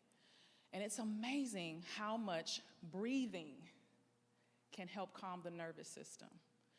Do you guys know oftentimes we don't even really use the capacity of our lungs, right? We're so busy just sort of like moving about that we just gotta go versus breathing is powerful, okay? During COVID-19, these were some of the primary conditions or complaints, symptoms that I started to hear amongst my clients: anxiety, insomnia, depression, grief, and low tolerance or irritability, okay? And I would say amongst all of those, anxiety was probably at the top of the list. Naturally so, we didn't really understand what was happening in our world, right? We were isolated, our social networks changed. For a lot of women in particular, we had to take on multiple roles. We were no longer able to just be mom or grandma, but now we were teacher and babysitter and other things of that nature. Insomnia was another one at the top of the list. Let me just ask you all, how many of you get at least 7 to 8 hours of sleep at night? That's wonderful. That's awesome. Okay. How many of you get more like 4 or 5? And that's the majority of us in here today. People have reported all types of reasons why they are not sleeping, be it their minds just don't shut off. Sometimes they're concerned about things with the next day. Sometimes we don't even really know why we're not sleeping. Okay? So I want to encourage you, if you are not getting a good 8 to 9 hours of sleep at night, really start to think about some things that you can do to get more sleep, because we need it. It's restorative. If it's a matter of shutting off your phone, turning off the television, if you have a partner who snores, maybe y'all need to have a conversation, okay? Whatever it might be that is stopping you from getting good restorative rest, take some time to notice it. Some of the things that we're talking about today in terms of the body scan and breathing, try some of these techniques at night and see if they help you to get a little bit more sleep. You may talk to your doctor about melatonin, okay, which you can buy over the counter, and it will help you fall asleep. In terms of depression, a part of what happened during COVID with healthcare in general, as Dr. Brown mentioned, a lot of screenings did not happen, did not occur, okay? And so we had a lot of people who were experiencing depressive symptoms, but didn't even know what it was. Thought that maybe it was just part of what was happening in general, okay? And in addition to that, even in the mental health sector, we had such an uptick of people trying to reach us that we couldn't even keep up with the volume. The same was also true for many psychiatrists as well. So people who had medicines that they were prescribed sometimes could not get those medicines. I want to urge you, though, today that if you feel like you're really working through some depressive symptoms, extreme sadness, you're not sleeping, loss of appetite, talk to somebody. Start with your doctor. If you would like to, start talking to a therapist. Find a therapist through, we'll talk more about this at the end, but Psychology Today, there's several resources that you can utilize to find a good counselor.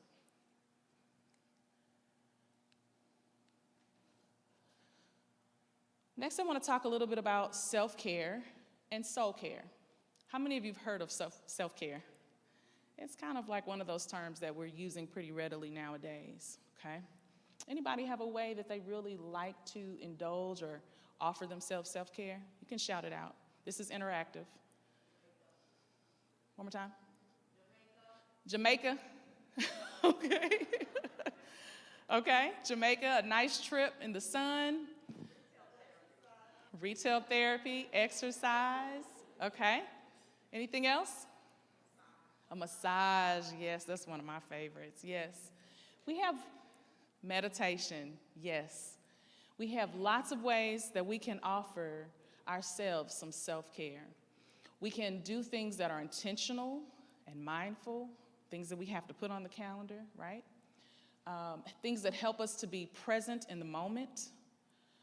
Ideally, we want self-care to be proactive, so we want to put these things on our calendar. Let's not wait until we're so overwhelmed or we're so burnt out that then we have to find something to help us pull it back in. Let's be proactive about our health care and about our mental health, okay? Create something. Any artists out there? Yes, okay. 2, 3 of you, okay. Creating. If you're not an artist, you can draw, you can color stick figures like me. There are coloring books out there now too.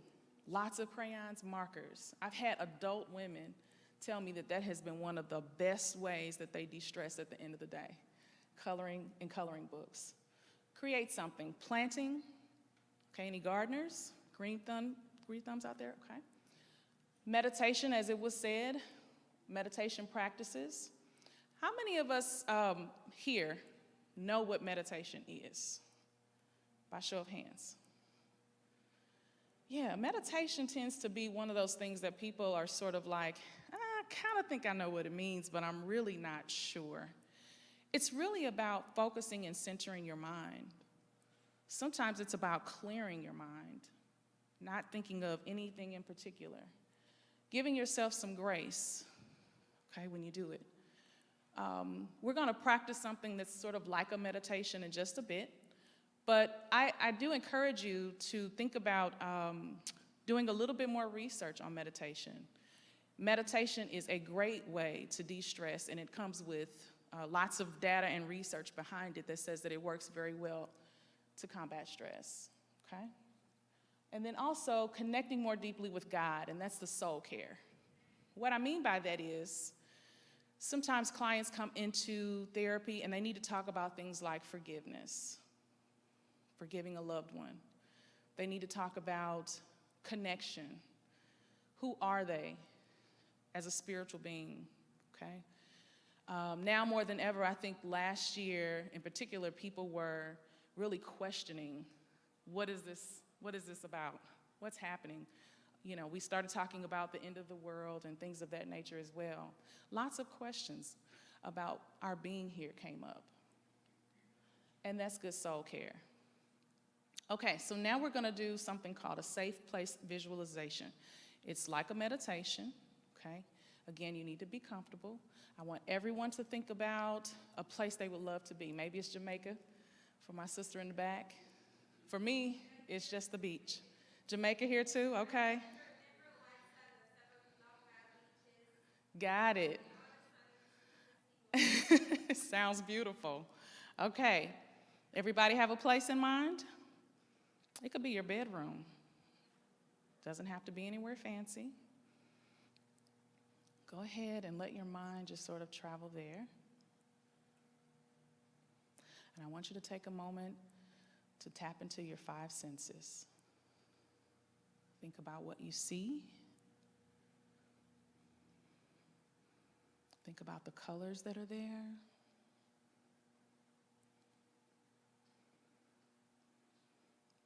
Think about what you feel.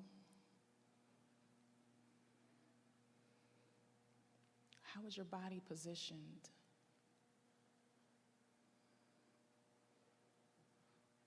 Think about what you hear.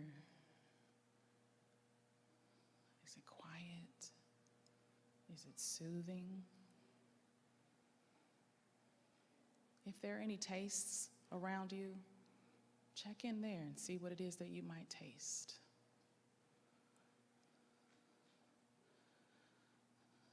Take in some breaths and have gratitude for being able to revisit this safe place.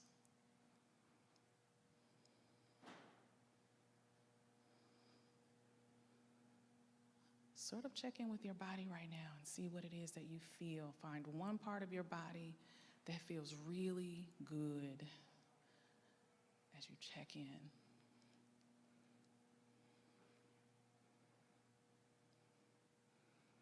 Take some good breaths.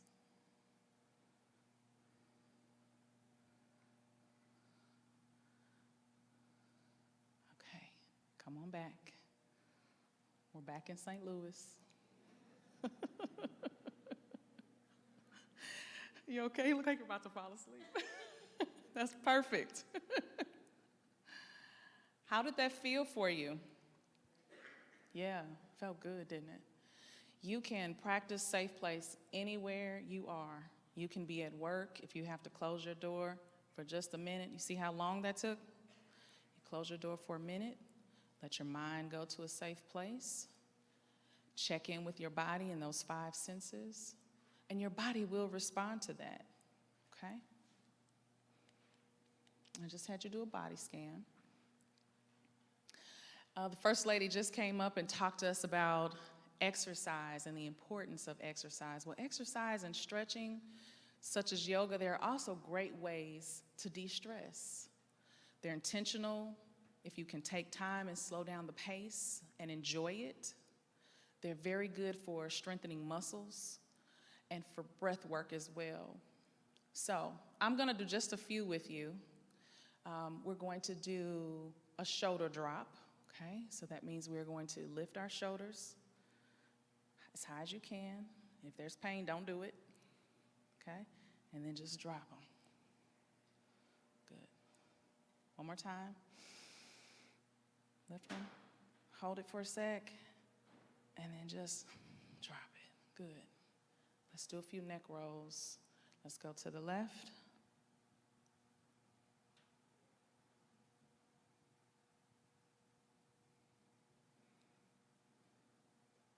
Go around twice. And stop. And then let's go to the opposite side. Go around twice.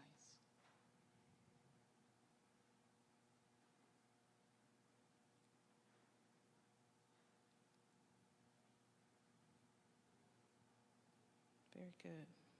Okay. So I want to talk to you for just a moment about what is therapy. People tend to think that therapy is about someone sort of getting in your business. And honestly, we don't get in your business unless you let us in your business, unless you want us in your business, okay? It's really about having a relationship and having conversation about things that are coming up in your life that you want to either dive into some more, that you want to heal as a result of some things in the past. I want to make it known that we've all gone through something called a collective trauma, okay? It has impacted everybody's physical body and our minds, everybody here.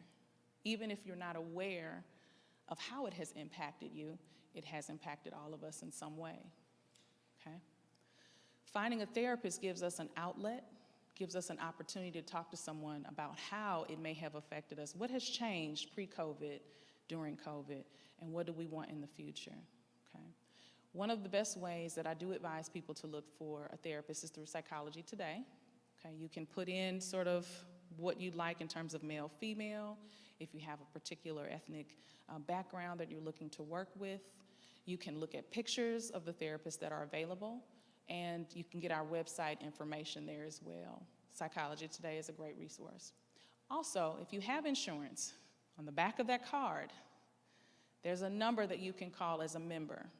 You can call them and tell them that you need help finding a therapist with openings and let them do the work. They can help find therapists in your area. If you just want virtual counselors only because you're not ready to be back in person with anybody, they can help you find virtual counselors as well, okay? So as I wrap up, I want to do breath work with you one more time, okay? We're going to do 4-4-6 one more time together, okay? So we're going to inhale for 4 and hold and exhale for 6. Again, inhale for 4 and hold and exhale for 6. One last time. Inhale, hold, and exhale. Very good. As a recap, these are some ways that you can de-stress your body no matter where you are. You can do a body scan, box breathing, think about your self-care, safe place visualization, stretching, and also consider therapy. Okay. Any questions that I can answer right now in terms of de-stressing and therapy? Yes.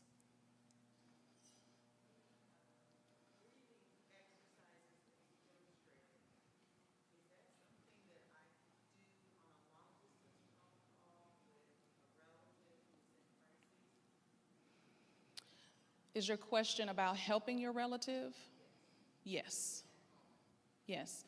Well, I would also say that depending upon what is happening in that moment, that might just be a beginner tactic. That might just be something you start with, okay? But yes, you can, and doing it with them might even help them to sort of lower their heart rate and get in sync with you, okay? So yes, you could do that with a person in crisis, but then you want to think about too, what will your next steps be, right? That might be calling somebody else to help reach out to that person, things of that nature, yes. Yes.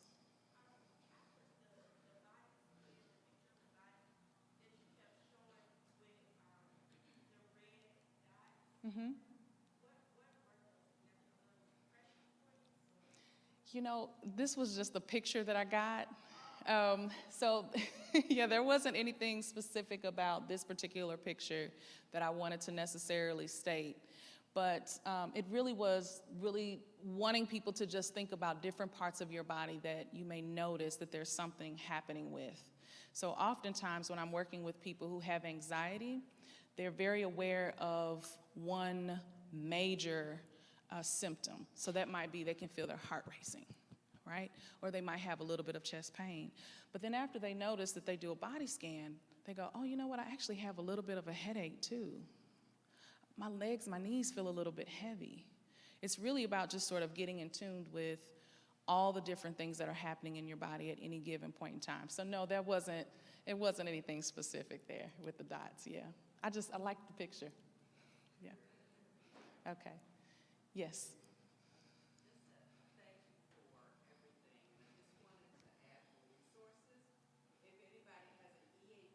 Mm-hmm. Mm-hmm.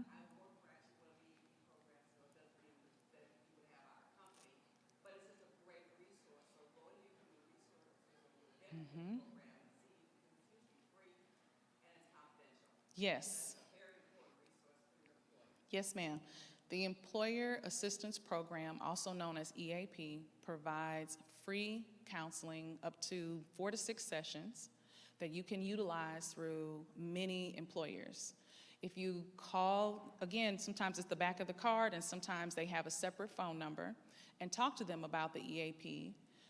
They can give you more information about which counselors, which therapists actually accept those EAP benefits. Thank you so much.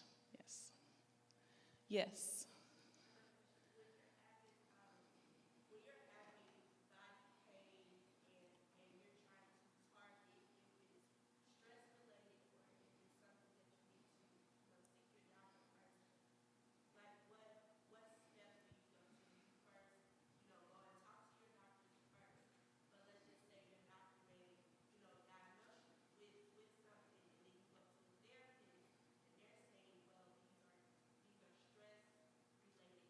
Mm-hmm.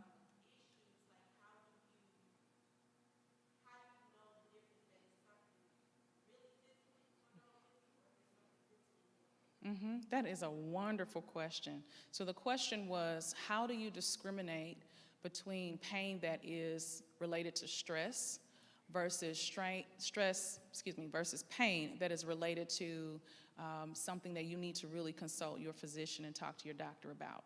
So my answer to that is, I am never going to tell people to not talk to their physician, okay, ever. Because sometimes I think, especially in our community, in the Black community, we don't pay attention to pain enough. And we sort of wait and we don't do anything with it, and then it becomes more serious. So if you have a pain and you're noticing it and it's remarkable, talk to your doctor, call their office, let your doctor say whether or not they believe that it's something related to a condition, or if it's something that maybe you could talk to a counselor about to sort of work through or help you with. And I say that too because I'm even reluctant to tell people things like, you know, fast heart rate or things like that, or headache is just stress, right? Because it may not be. It could be, as Dr. Brown talked about, it could be blood pressure. Something is happening, something is changing with your blood pressure that really needs attention. So I always defer to that. If I have people who come into my practice and they're reporting pain, my question is, how are you working with your physician to address and treat it? And oftentimes I have physicians who refer patients to me because they've done a lot of those tests and they've looked for a medical diagnosis, and they have come to the conclusion that it's probably stress-induced or related to stress. Okay. Any other questions? Yes. I understand that in the African-American community that there are a lot of us hesitant to go to therapists. And so when we go to see a therapist, a lot of people feel as if it's not a great fit, and so they say therapy doesn't work. Can you speak to that? Absolutely. I think that, and that's a great question as well, thank you. If you don't feel like it's a good fit, find another counselor, find another therapist. Sometimes, I tell you, folks will come in to see us and they're not necessarily ready for therapy, and that's okay. If you try it and for whatever reason you're like, you know what, I'm not sure that I'm ready to talk about all of this trauma quite yet. That's okay. When you're ready, find some resources to do the work.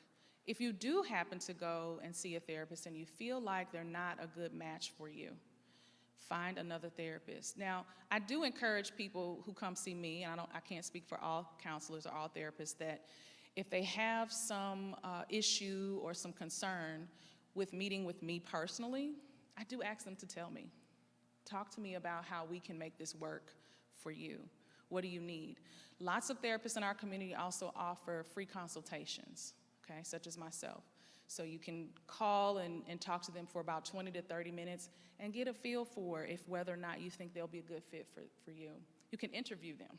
Ask them questions that you think are very pertinent to your situation. A question that I get quite often is, do you incorporate prayer in your sessions, right? Ask them some questions that are really pertinent to what it is that you need in terms of being able to feel safe and talk about the things that you've encountered, things that you've experienced. So, yeah. Anybody else? Yes.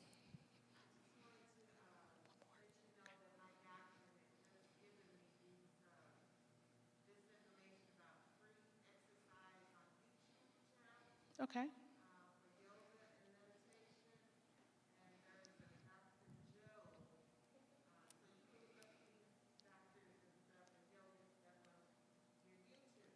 Okay. Yeah.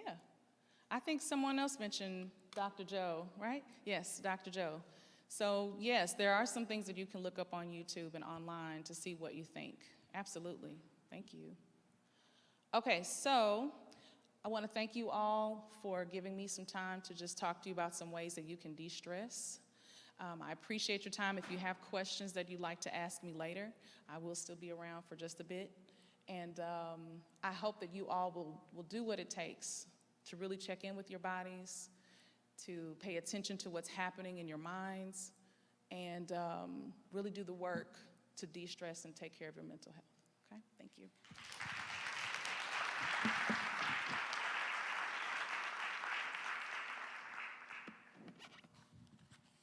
I want to thank Dr. Knight. We were laughing after Dr. Brown's talk. She got us engaged, and then First Lady Melanie Johnson got us moving, and now we've been ready to go to sleep and relaxing with Dr. Knight and learning about how to reduce our stress and breathe. And we're going to finish up with pulling all of this together, talking about breast cancer. But because my talk has a video in it, I think I would like to ask the First Ladies if they would like to go to the first row so they can actually see the video.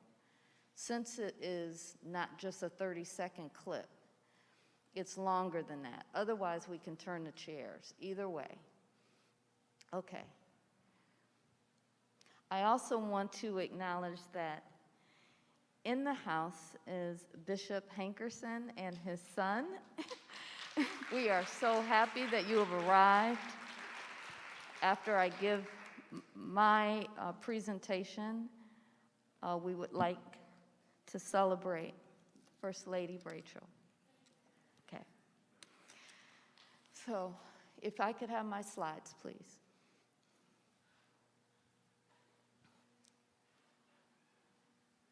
The reason that we hear so much about breast cancer is because it is the leading cause and leading cancer diagnosis. It's the leading cancer diagnosis in women and the second leading cause of cancer death. We expect, thank you, we expect about 280,000 women to be diagnosed this year with breast cancer. And 43,000 women are expected to pass away by the end of December. And if we can go to, oh, thank you. I'll advance my slides. And another way to think about that statistic is that 1 in 8 women will be diagnosed with breast cancer in her lifetime. So 1 out of 8 women.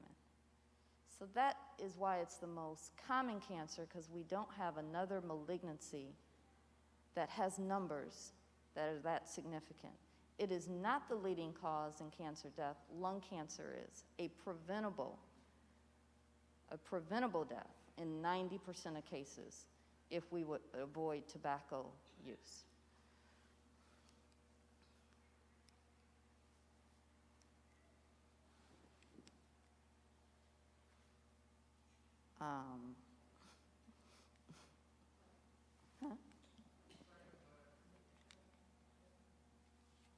Well, I'm hitting all, oh, let me go back.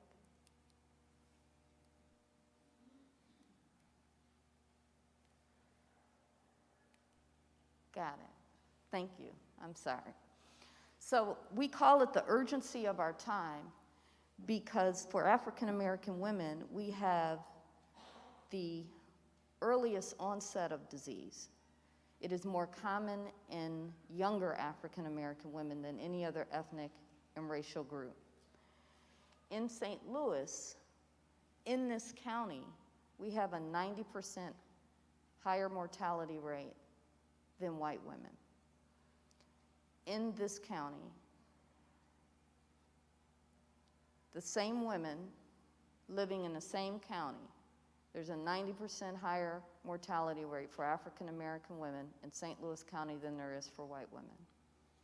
That is the urgency of our time. And for younger women, 1 out of 3 are diagnosed with a more aggressive subtype that we call triple negative, which is why it's so important to understand when to begin screening and how often to screen.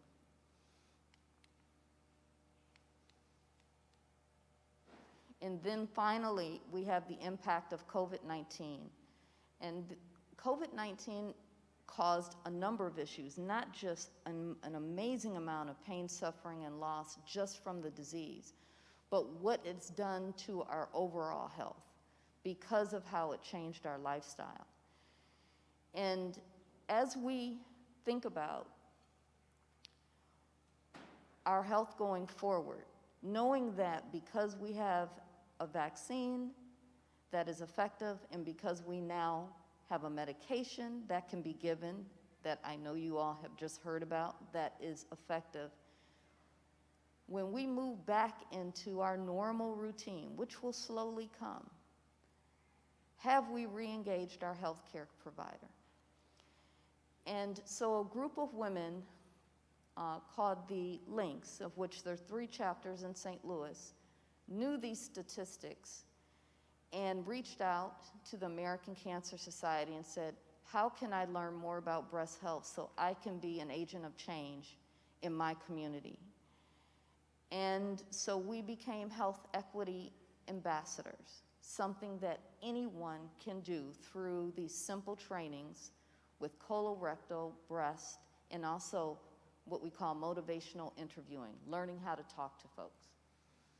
So this was back in 2020, where we were conferred these certificates from the American Cancer Society after doing training, and we were charged to then go out into the community and educate women on breast health and where they can go to get screened. And what happened? This was in January 2020. What happened by March? COVID. So we couldn't do one-on-one training with anyone because we were sheltering at home. So we pivoted and made a video called Pink Table Talk. And the purpose of the video was to use the technique of motivational interviewing, meaning to talk to people with a sense of dignity and respect and understand their concerns about screening, but also provide information. So I'm going to show you this video, and then we're going to talk about some of the points that have come out.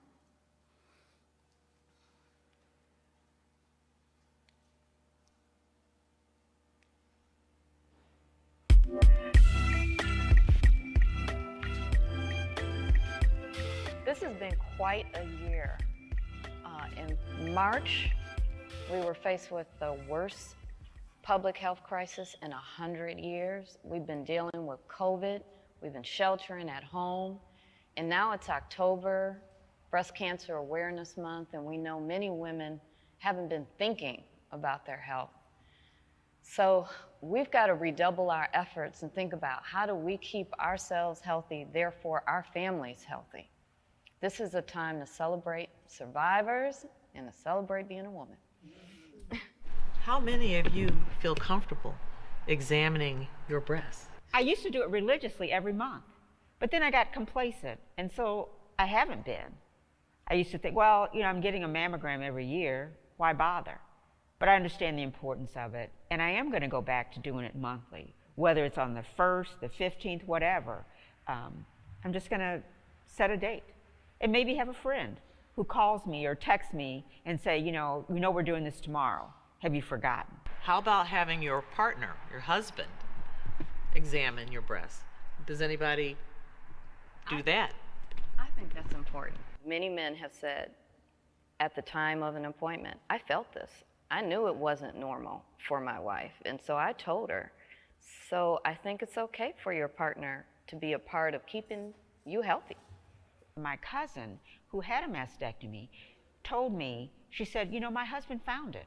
She said he always loved to fondle my breasts, and he said, something's off. And so then she went to the doctor, and true enough, she had a mass. You and your partner, do you get like a candle, some oil?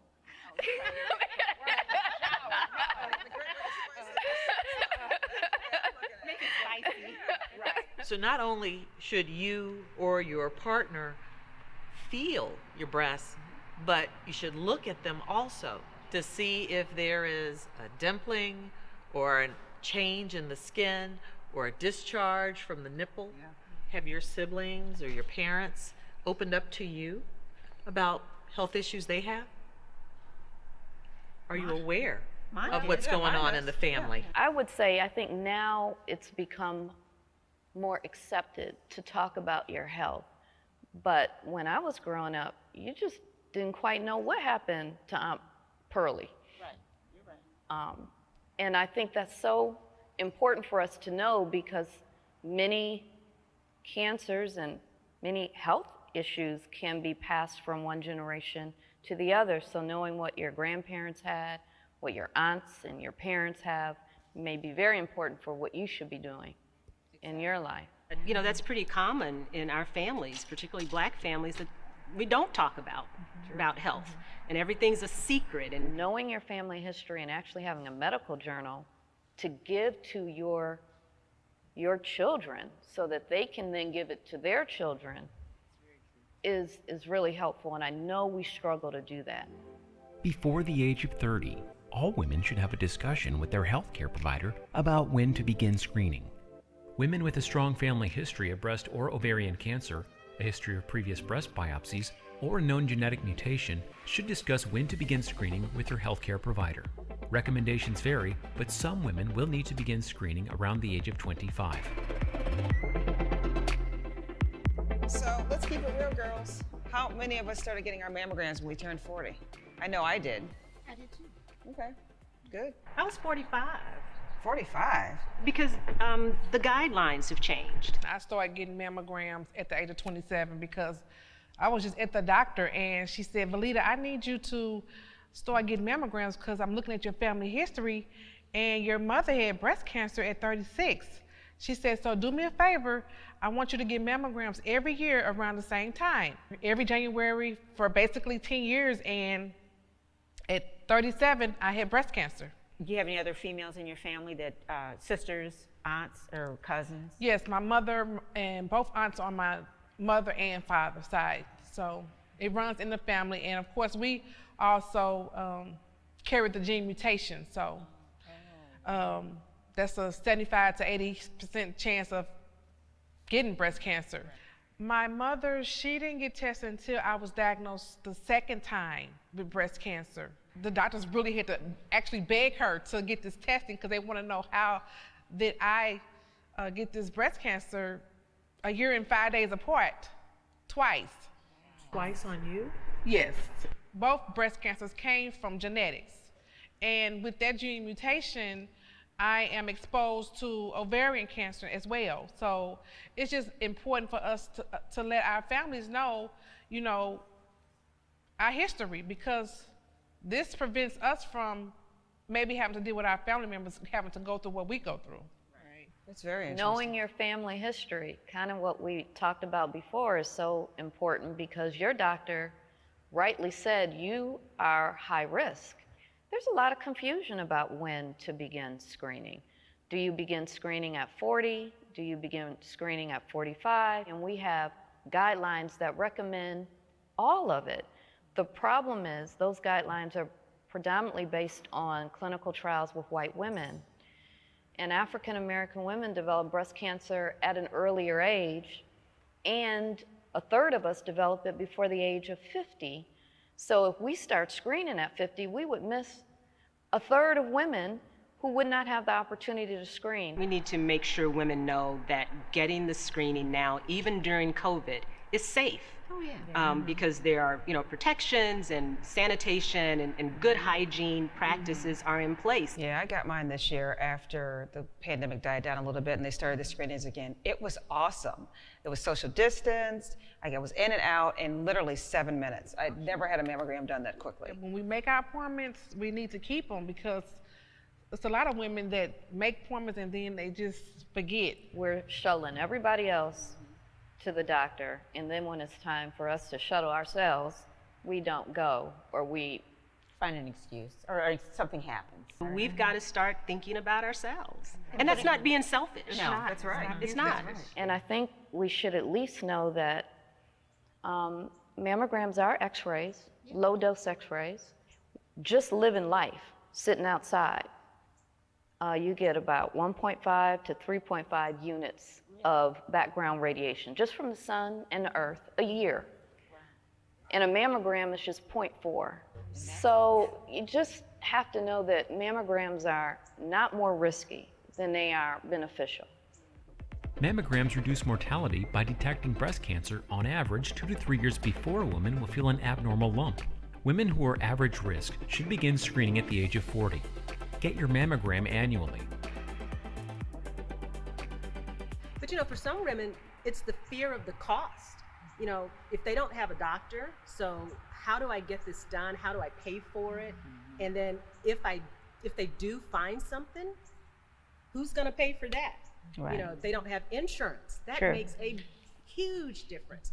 And then just the thought of, if I have breast cancer and I can't work, how am I going to take care of my family? Especially if you're living from paycheck to paycheck. Exactly. Now you got to find a doctor. Right. You got to get an appointment, and if you don't have insurance, that is an astronomical cost.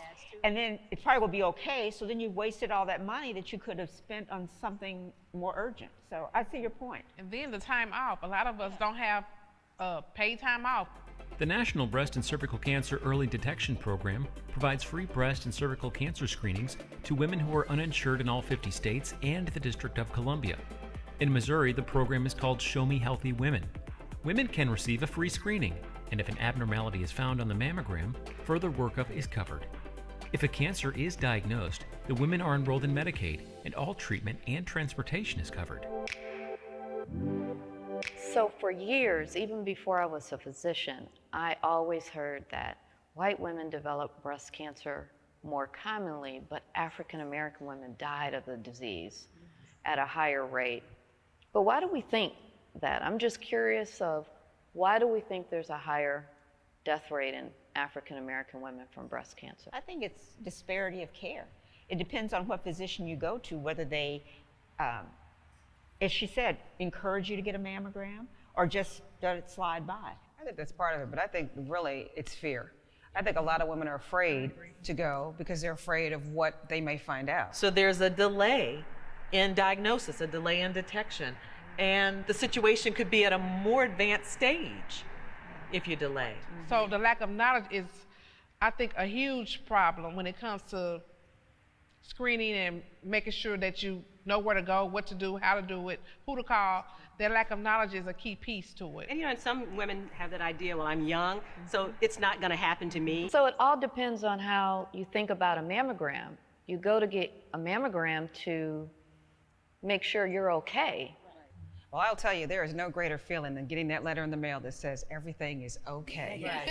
I literally do a happy dance every year when I get it. And it also says, see you next year. Yes, It will. That's right. It's true. Well, no more mammograms for me. What? I don't have to have mammograms anymore. At 37, I mean, I was diagnosed with breast cancer in my left breast, and a lumpectomy was done, radiation, and I started on tamoxifen for 5 years. The second mammogram showed breast cancer again in my right breast, along with taking tamoxifen. So basically the doctors told me, if you don't get your breast removed, you're gonna be looking at third cancer. So you had both of your breasts removed before the age of 40? I had both of my breasts removed at the age of 39. You were screening more routinely every 6 months, completing a mammogram and enhanced screening with an MRI, but you had a mutation, a change in a gene that put you at higher risk for developing breast cancers earlier in life. So, I mean, that makes it really important why you have to tell your story, and we have to get other women's stories out there, because just walking down the street and seeing you, we'd never know what you've been through just by looking at you. It makes the screening so important. It's something I definitely didn't want for my life, but I'm alive, so I believe I'm supposed to tell my story. You know, so if we only, have, white women in trials, white women and black women don't look the same when it comes to breast cancer. So we have to participate in those trials, and that gets us to trust. There are things that have happened that are baked into our history that are real. And that goes back to experimentation during when we were enslaved, to eugenics, and that was forced sterilization, and the Tuskegee experiment. So just feeling uncomfortable dealing with the healthcare system is an authentic feeling to have. I just think having a relationship and really like your doctors and can talk to them, that's key. Because if you don't have that good relationship, I'm not going back. That's your first expression, I'm not going back. And then you have to think about, okay, who do I go to next? We have to be willing to make a conscious effort to make an investment in our own health and take care of ourselves. And whatever that looks like and whatever that feels like and whatever that means to you, but find someone that makes you feel comfortable, because it's your health that matters. We've got to do more of that. African American women have a 40% higher death rate from breast cancer than white women. But when breast cancer is found early, before spreading to regional lymph nodes and other distant organs. 5-year survival is over 90%, regardless of race or ethnicity. Early detection saves lives. What can we do to reduce our risk of developing breast cancer? I try to be active. We're supposed to do what, 30 minutes, 5 days a week? Right. Who actually does that? I have not one, but 2 treadmills, and I had a third one, but I gave it to a girlfriend. Okay, and your treadmills don't have clothes on them? No, not at all. I have a set time that I walk every morning. Okay. I get up at 6:30 and get moving, and I'm out the door by 7. Okay, so the big question is, what do you do with your hair? Well, I don't care about that. I mean, really? No, but I realize that's an issue for but that's a big issue for a lot of women when you talk about exercise. It's like, but I just paid $70 for my hair, so I'm not going to exercise until it's time to go back to the salon. But the beautiful thing about 30 minutes a day, 5 days a week, is it's just purposeful walking. Right. You don't have to jump in the pool or, run 5 miles. Exactly. It's 30. It's just 30 minutes of purposeful activity. We tend to do what I call weight creep, meaning every decade we can say, I put on 5 pounds those last 10 years, and you want to try to reduce that and maintain your weight year after year. And and maintaining the weight isn't just the regular exercise, but we have to be cognizant about what we're eating and making sure when we talk about prevention, with our children, particularly our girls, getting them in the habit of eating fruits and vegetables, getting them in the habit of regular exercise. Because even though we've been talking about getting that screening mammogram, we want to prevent this. Yes. Right. So that when they go for their mammogram, it's like, well, I've been doing what I'm supposed to, so there's a low risk for me. But we have to get them in that mindset early on. Smoothies makes it really easy because you can put, a couple of servings of fruit and then drop some, kale, spinach into the smoothie, blend it all up, and it tastes great. And so you're getting what you need in a, in a compact size. Exactly. And the way to get all of those 5 to 9 servings in a day is to start with breakfast. Yes. If you're scrambling eggs, you can put some spinach in it. So one of the other increased risk for breast cancer is drinking more than 1 alcoholic drink a day. So I'm just wondering, is that a problem for anyone around the table, or is that easy? More than 1 a day? Some days. Some days. Some days are hard like that. I may need 2 glasses of wine. Instead of 1. Some days I may need 3 I just want to know, if I'm not drinking on Thursday and Friday, on Saturday, can I have 3 drinks? No. We tell ourselves it works that way, but I think as women, that's the one thing that I think women don't admit to. Not saying that nobody's not admitting anything, but when you ask women about drinking, women tend to underestimate how much they're actually drinking. You don't want to be judged. No, exactly. To stay healthy, consume 5 to 9 fruits and vegetables each day. Exercise 30 minutes a day, 5 days a week. Maintain your weight, and ideally abstain from alcohol, or limit yourself to no more than 1 alcoholic drink per day.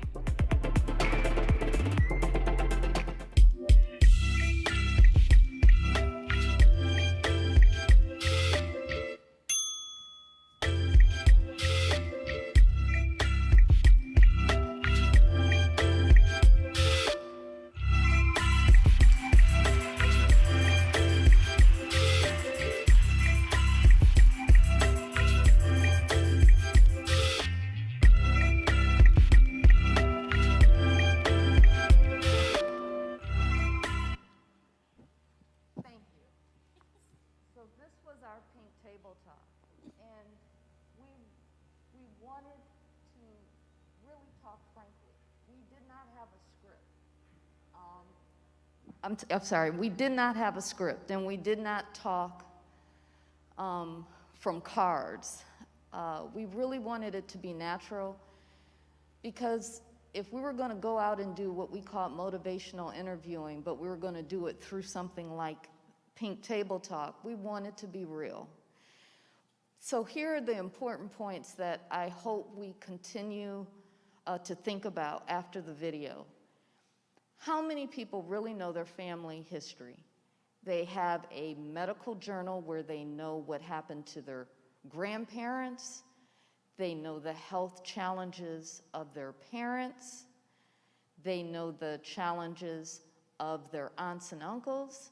And they know the challenges of their siblings, their brothers and sisters. And they have it written down. And if you do, how many have shared that health history with your physician? So your physician will know what may need enhanced screening or earlier screening. And if you do know your family history, have you shared it with your children? So that your children will know when they go to the doctor in their early 20s, should they begin screening for breast cancer earlier? Should they talk about genetic testing? Do you have multiple generations of breast or ovarian cancer? Is there a strong family history of prostate cancer? Knowing that this gene that you can have a change in, called BRCA1 and 2, are one of our most common changes in a gene, also increases the risk for prostate cancer in men, and in that same family line for breast and ovarian cancer in women. Do you know that health history? And then we're going to talk about a few other points about, do we really get our mammogram every year? So this is a kind of a pedigree, a family medical history. We will have this for everyone who registered on Eventbrite, and we really encouraged you to. You are going to have a digital toolkit that will have this along with many of the other health advocacy points that you've heard today, and it will be delivered through email. But the point of it is you should have this somewhere, and you should definitely talk with your physician as well as your children about it. And so finally, let's talk about a few of these health tips that came out in the video.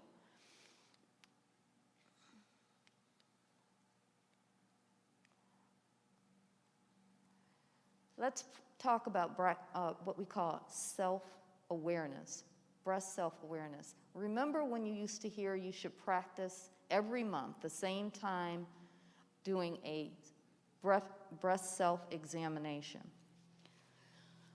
And then you didn't hear that anymore at all. What happened to breast self-examinations? Well, based on a study that had very few African American women, they decided in this study that was conducted in China and another one in Russia, that it might not have been helpful to do breast self-examinations. We've already discussed the earlier age of onset for African American women, and what you should also know is African American women have a higher risk of what we call interval cancers. Those are cancers that can develop between mammograms. And so because of interval cancer increase, because of the earlier age of onset, because there's an aggressive subtype called triple negative that affects younger women more often, we encourage you strongly to know your breasts and practice breast self-awareness. And to do that, you usually have to pick a day you remember. And I would suggest that you pick your birth date. Mine happens to be the 17th, so you remember, okay, it's the 17th. I just need to make sure there are no changes. Now, why do we get mammograms? You heard in the video that mammograms reduces the development of, detects breast cancer 2 to 3 years before you feel an abnormality on examination. That is why you hear over and over again, mammograms save lives. Because if you can find it when it's smaller, before it has spread to the regional lymph nodes underneath the axilla or to a distant area in the body, what we call survival rate is over 90% regardless of race and ethnicity. So detecting a breast malignancy when it is small, before it has had the ability to spread to the regional lymph nodes, confers an excellent outcome for all women. I am a radiation oncologist. We used to give radiation after removing a small area in the breast for 6 weeks. We now give it in a week, and we are in a clinical trial to give it in 3 days. So in 3 days, so you could have your partial mastectomy and then have radiation on Monday and be done on Wednesday. So this is where we are, but you can't offer that, unfortunately, if the tumor is advanced and we need to cover a larger area to sterilize the breast tissue as well as the regional nodes.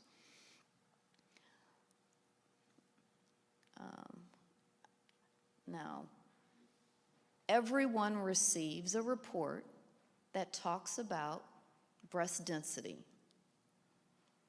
And you get a category, A, B, C, or D, that gives you information on if you have a breast that has more fatty tissue or if you have breast tissue that has more fibrotic or fibrous tissue. And so the glandular tissue relative to the fatty tissue is your breast density. And when you see heterogeneously dense or extremely dense breasts, of which 40% of American women have, there are two concerns. One concern is the mammogram may not be as clear or accurate, is another way, sensitive as we want it to be. And breast density confers an increased risk of developing a breast cancer, two things. So if you have heterogeneously dense or extremely dense breasts, this is when I would want you to ask your doctor, should I have another screening, like an ultrasound or an MRI, a different modality to make sure there's nothing there, since you just told me the accuracy in this paper says it might not be as good. So pay attention to that report and the density score that is given to you. Now, women of average risk should begin screening at the age of 40, but what you learned in the video was that if I have a strong family history, or if I have a history of previous biopsies, or if I have a family member who has been told they have a change in a gene that increases their risk for breast and ovarian cancer, maybe I need to be screening starting in my 20s. So this is why that family history is so important, is many of us don't share bad things with our family members. And we consider bad things going to the doctor and having something done that you feel will scare them, but they may need to know so that they can be better informed to make an accurate health decision regarding screening. Also, while I can get this clicker, thank you. Does everybody know what a 3D mammogram is? For years, we underwent what's called 2D imaging, where you had a picture from the lateral view and a picture from the superior view. Imagine a 3D view being like slicing bread. So you see very fine cuts of tissue. It's more accurate. Most all mammography facilities, with the exception of a few in our region, have 3D now, but there's some that still operate with 2D. I encourage you to ask the question. We passed legislation 2 years ago that gives no additional copay to getting a 3D mammogram. It all costs the same. And then finally, that weight creep that we're all at risk for. What did you all weigh? Just think about it. I'm not asking anybody to call it out. When you were 18 years old, when you graduated from high school, you all remember what you weighed? All right. It's a few decades later, and there's something called weight creep. And that is, we're supposed to try to maintain our weight when we were that age. That is nearly impossible to do. But what we know through several studies is that when we put on more than 20 pounds of weight after the age of 18 to when we go through menopause, we increase our risk for developing breast cancer later in life. Okay? So 20 pounds, that is the cutoff. So most of us, just think about that. You think you're doing okay if you're like a half a pound to a pound a year in weight gain, but over 30 years, from 20 to 50, that's 30 pounds. Well, we're over 20. The good news is there's other studies that clearly say just lose a little bit of weight. Just start exercising and you reduce your risk. So that's where we should be encouraged. So consume 5 to 9 fruits and vegetables each day. Again, a smoothie knocks out 4 immediately. Salads knock out 4 typically immediately. Just don't drown it in ranch dressing and we are okay. You know, and then exercise 30 minutes a day, 5 days a week. And the beauty of it is it's purposeful walking. You don't have to go do an Ironman. You just have to be purposeful in what you're doing, meaning you shouldn't be strolling, you should be walking. And then finally, this whole thing about having a drink. We actually know even having 1 drink a day increases the risk of breast cancer. So limit, if you can't abstain, limit your alcohol consumption to as minimal as possible to reduce breast risk. And what's beautiful about this is everything that Dr. Brown said about the heart, you have heard again for reducing your breast cancer risk. So the beauty in these preventive techniques is they work for reducing dementia and Alzheimer's, they work for reducing breast cancer risk, they work for reducing cardiovascular risk, and in fact, there are 13 other malignancies, including endometrial, esophageal, pancreas, that are all related to obesity. So we can go far with exercise and diet. And then finally, to avoid hormone replacement therapy. It is hard going through menopause. There's just no doubt about it. It is tough. The hot flashes, not sleeping well, feeling like you're losing a brain cell a day. I mean, it is difficult to do, but hormone replacement therapy, when you have the conjugated, where you're taking an estrogen and a progestin, meaning your uterus is, and you still have it and you need both, we know that the longer you take it and the higher the dose increases your risk for breast cancer. So for many reasons, really just talk to your physician about what else can I do? What symptom do I have in particular that's most annoying, and what can we do about it? And then regardless of race and ethnicity, if a breast cancer is found tiny, stage 1, before it has had the opportunity to spread, survival is over what? 90%. Can I hear it again? 90%. And this is what is so important. If we can detect these tumors early, our treatments are incredibly successful. Let's talk about the Show Me Healthy Women program. Not many programs exist for any other disease like this. The Show Me Healthy Women program, our tax dollars pay for. You're paying for it. It means that if you don't have insurance or you're underinsured and you want a mammogram, you can go to any facility in this area, BJC facilities, Mercy facilities, SSM facilities. Obviously, I work at Siteman. I don't care where you go because I want you to get a mammogram. And it is free for you. Our tax dollars pay for it. If there is an abnormality and you need a biopsy, you are then covered for that biopsy. If it is found to be a malignant lesion, you are enrolled on Medicaid. You are now insured. That is like no other program we have. So your radiation, your surgery, your chemotherapy is covered, transportation is covered, your prescriptions are covered. So women need to know that they can go to any of those 3 large health centers, in addition to our federally qualified health centers, Betty Jean Gers, Peoples, Affinia, to get a mammogram, and then in connection with one of our healthcare centers, can get treated. And they now have insurance, not charity care, insurance. We pay for this, and it is an underutilized program. In St. Louis County, we know that there are over 20,000 women who qualify for Show Me Healthy Women. Less than 5% of women use it. This is the message I need you to take back, that you can get a mammogram and be treated.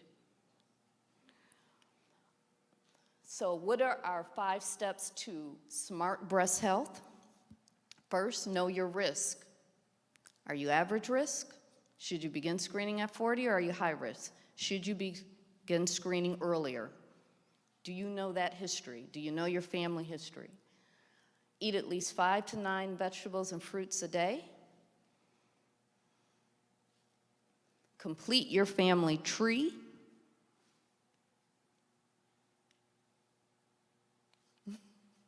Exercise 5 days a week, and get your mammogram within 5 days. So those are the 5 steps to smart breast health. And we're all about choosing life, right? That's why we're here today. So everything that you've heard to reduce your stress with techniques that Dr. Knight taught you, that Dr. Angela Brown conferred about diet and exercise and reducing stress, that I've told you about lowering your alcohol, we are all trying to choose life. So I have a survey, but we're not going to be able to do it here because you can't use your phone on the screen. We will drop it in your email for you to do. It kind of tells us, did you learn the techniques and the health tips that we have shared with you? These are just a few women in one of our groups, just a few women. And I know each one of you all could make a slide of your own women, of breast cancer survivors. And we want them to know that their stories that they shared with us, that Valita shared with us, they encourage and inspire. It takes something to come out and say, I'm going to do a video and tell all my history. And we appreciate her for doing it. So thank you so very much. Appreciate your time.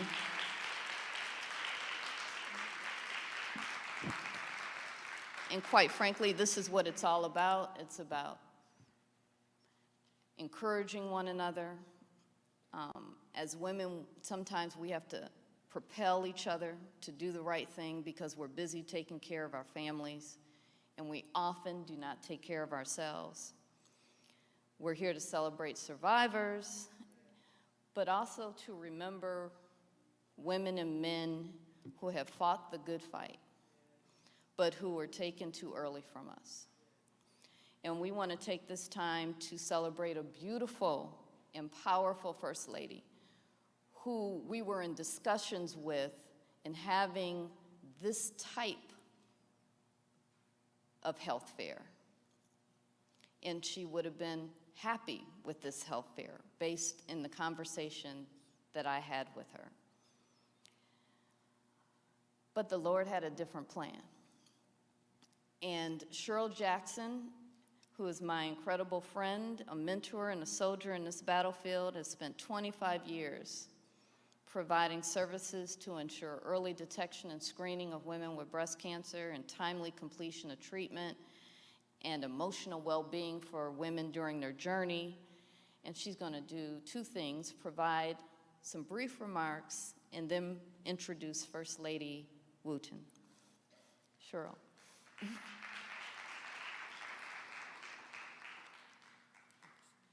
Thank you, Landis.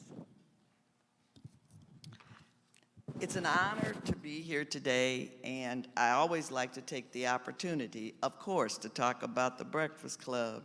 We have ladies out there today who are making sure that women are navigated as they get their mammogram. The majority of the women in the Breakfast Club are African American women and breast cancer survivors and know about battling breast cancer. When women are diagnosed, they become fighters, and many are heads of the household.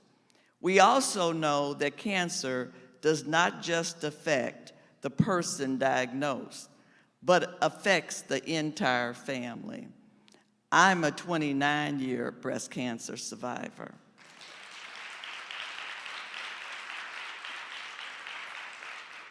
All ladies some do not win their battle with breast cancer or cancer period, but those that survive share their stories to provide education, awareness, resources, and support during their cancer journey. No matter how old we are, losing a mother, a wife, like evangelist Rachel Hankerson, is one of the deepest sorrows a heart can know. But her goodness, her caring, and her wisdom live on like a legacy of love. May today's sorrow give way to the peace and comfort of God's love. Here to provide a personal and heartfelt reflection is First Lady Shirley Wooten. First Lady Wooten is a Kojic and First Lady of Williams Temple Kojic, where her husband, Bishop Wooten, is prelate and pastor. Can she come up now?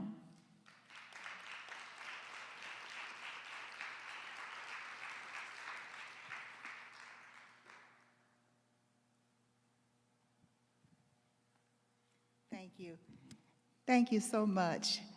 We give honor to God and to everyone that's in the house on today. We thank God for this great First Ladies Health Equity Seminar. Truly, I have enjoyed all the dynamic speakers on today. We honor Lady Nina Jones and her husband, Pastor Jones, who have orchestrated this great seminar on today. Let's give them another hand. Amen. Thank you for inviting me. I was asked to give tribute and celebration to the life of a great woman of God, First Lady Rachel Hankerson. And we thank God that her husband is here on today, Bishop Elijah Hankerson III and son are here on today. I didn't know you were going to be here. I'm so glad to see you. I was just thinking, who could give a better tribute than the husband? Lady Jones, Bishop Hankerson, if you feel up to it, what I have here was just the bio that I was going to read and give in tribute. But if you feel up to it, who could give a better tribute than Bishop Hankerson? Let's give him a hand as he comes. Thank God, this great man of God, strong man of God, wonderful husband. Amen. Come on, let's give Bishop Hankerson a hand. Okay, all right, he's going to come behind me. Thank God for Lady Hankerson. She was a friend, and she was a co-laborer in the gospel. She was an anointed vessel of God. Words cannot express how we loved her and how we miss her. She was an entrepreneur. She was an evangelist, a soul winner. She could sing and tear the house down. She worked the altar. She did community work. I'm not going to go through the whole bio. I'm just talking out of my heart. But I loved her so dearly, and we truly miss her already. We thank God for her and her husband and family and the center, Life Center International, that's yet carrying on, and many yet still grieving and sort of in disbelief that this has happened. But we know that to be absent from the body is to be present with the Lord. And we know that God has all things in his hands, and he has all things under control. And if we could, oh my God, if we could bring her back, we would. Hallelujah. But God has all things in control. What a great woman of God. She was an educated woman, graduated from college, got her degree, was working on Bishop Hankerson will tell you about it. She had an invention going on. This was a genius, a brilliant woman of the Lord. And most of all, she loved God. and she loved God's people, and she loved the church, and she loved her husband, and she loved her family. Amen. So we celebrate her on today. We give tribute to her on today as we talk about breast cancer awareness. I'm going to give over at this time to her wonderful husband, the one and only, the renowned Bishop Elijah Hankerson III, who will give tribute to his beloved wife. Let's give him a hand. God bless you, Lady Wooten, one of my mothers in Zion, and truly I appreciate her so much and all of those kind remarks that she has provided. God bless you, Bishop and Lady Jones. God bless you, Dr. Hall, and everyone that is gathered here for this auspicious occasion. This is a breast cancer or cancer awareness event. However, we are in the house of God at the Greater Grace Church of the Apostolic Faith. And if my wife was here, she would grab the mic and say, everybody put your hands together and give God some praise. So can you do that and magnify the Lord for his goodness and his mercy towards us? And we shall be very brief due to the fact that when you talk about a saint of God like my lovely wife, Rachel Hankerson, I could talk all day long about her goodness and about her godliness and about how such a wonderful person she was. As Lady Wooten has mentioned, she was an awesome woman of God as far as an evangelist is concerned. However, she was also a businesswoman. She was an inventor, and she invented numerous things when it pertains to technology. Of course, theology is my field, technology was her field. And when she would get to speaking with people in that particular field, I'm going to be honest, I had no idea what she was talking about. But I tell you, it was tremendous to just see her tenacity and to see her ingenuity in the area of technology. She was the greatest wife that any man could have. She was the apple of my eye. And I don't really even talk about the fact that I was married to her. I mention her in the present tense that she is my wife because when it comes to those of us that believe in the Lord, we believe that to be absent from the body is to be present with the Lord. And I want you to know that if she didn't make it into heaven, no one's going to heaven, because I literally watched her during those 30 days in the hospital through hospitalizations. She never did complain. She always kept a positive attitude. Even during that particular time when she knew that her time was limited, and she began to say, listen, I want you to make sure the kids are okay. We have 3 wonderful children, Elijah the 4th, Raquel, and here's Matthew. I want you all to give Matthew a great big hand. He's our youngest child. I don't want to say baby because he's just really had to grow up overnight, just turned 16 right after his mother's passing. But as she was preparing to leave, she said, I want you to make sure the kids are okay. I said, hold on just a minute, hold on just a minute. You're not going anywhere, and if you're going anywhere, I'm going right behind you. But she looked at me and she said, no, you've got work to do. I didn't realize in us having that conversation that I would literally have to survive off of those words since her passing. But again, no complaints, simply magnifying God, praying for people, even in her pain and in her misery. And I want you to know that it's important that we follow the warnings that have been given to us today. Now, saints of God and friends and family that are here, as I say something, Bishop Jones, I am saved, sanctified, baptized, filled with the precious gift of the Holy Ghost, do speak with tongues. But how many know, I have a witness right there, but how many know that when you deal with grief, now they told me about the 5 stages of grief, but how many know that sometimes there's 7 stages, 8 stages, and sometimes you get stuck at one and get out the other and go back to another one and have one come that you're not even expecting to come. And when I say this, I'm not a violent person, but I said to many people around me, I said, if cancer was a person, it would be in trouble. If you told me that cancer was down Dunn Road, make a left turn on West Florissant, somebody would ask, who set the house on fire? I would say I had set the house on fire if I possibly could find cancer as a person, because cancer is an enemy. Cancer is an enemy against life itself. And no, we cannot do that. Cancer is not an individual, it's not a person, but guess what?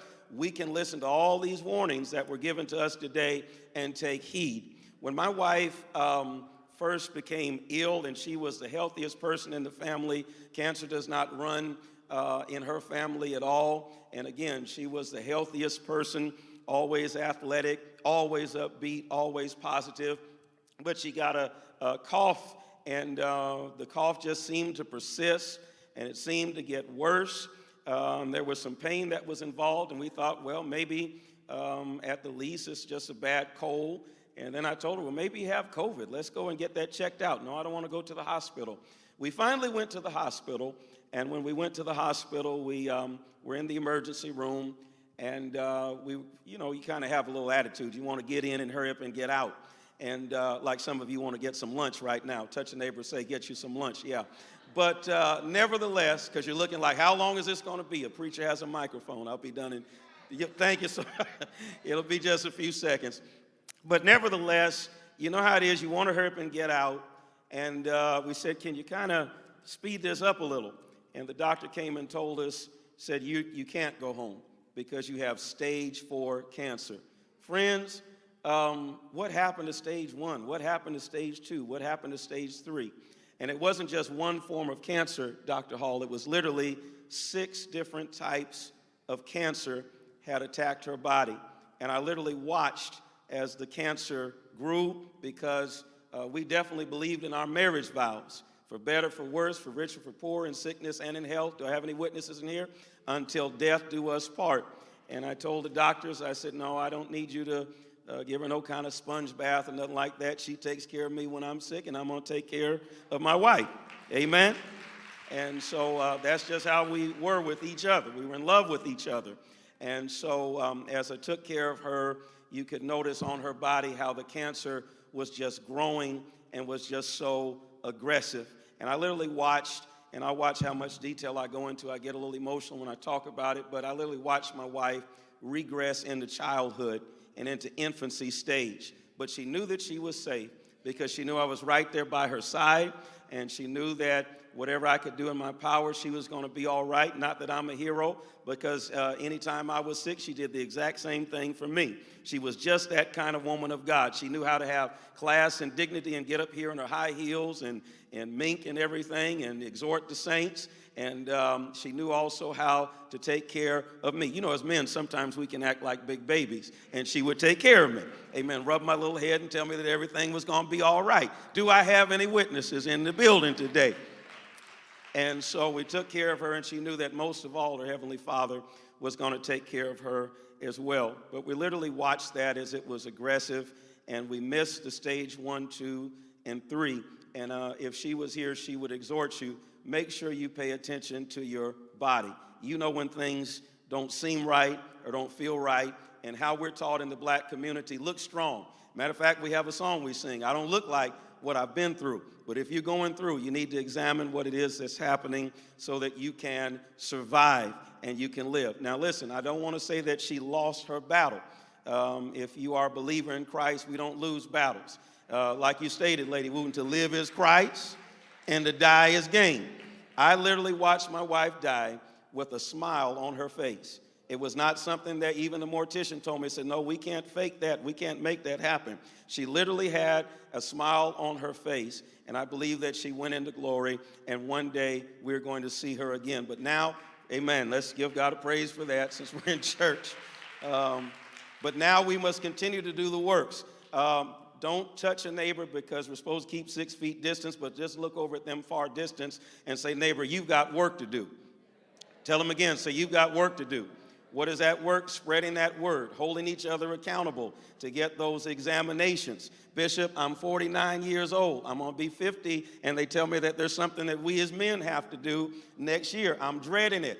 I'm saying, oh, Lord, what is going to happen between the devil and the deep blue sea? But guess what? I have to do it on behalf of my family and on behalf of those that I serve. Amen. To live is Christ and to die is gain, but we don't want to die before our time. that God has set aside. So thank you so much to Sightman Cancer Center. Thank you, Dr. Hall. Thank you, Bishop Jones. Thank you, Lady Wooten. The Wootens are a part of our family. They were there with us through the entire process. They're there with us right now. Many of you were there for us as well. How many of you online, you prayed for us? Just wave your hands real high, and you saw the story, and you prayed. And this is one thing I want to say about this battle, because we're taught in the black community, keep it to yourself. Don't you tell anyone. And as a matter of fact, when I went public, my kids even tried to rebuke me. They said, you think mommy wants all of her business and your business out there like that? I said, we're in a battle, and we can't do this by ourselves. And so I don't care about the bishop title or anything like that. I need the saints to pray. And I want you to know that because you prayed, and because you stood with us, and because you sent those encouraging messages, and I would sit there all day long and read those to her. Sometimes 500 texts would come in at a time. I would read every text to her. I would play every song for her. She left this world knowing that she was loved and knowing that she had support. But because of your prayers and because of your texts and because of your messages, matter of fact, that have not stopped, that's why this family has survived. Because I told the doctor, I said, I'm gone right after her. Lady Wooten can attest to this. I told her, I said, Lady Wooten, I can't take this. I'm going right behind her. I'm leaving here.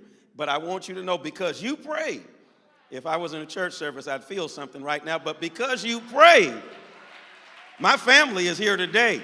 And we're still standing by the grace of God, because this woman of God would tell us, no, you can't give up and you can't quit, because you've got work to do. How many know that in spite of everything that we have faced and everything that we've gone through as a family, even in the midst of this, God is still blessing? If you believe it, stand up, turn around in a circle. They talked about exercise. Turn around in a circle and holler at somebody and tell them, every time I turn around, God is still blessing me. Now you praise and magnify God. God bless you.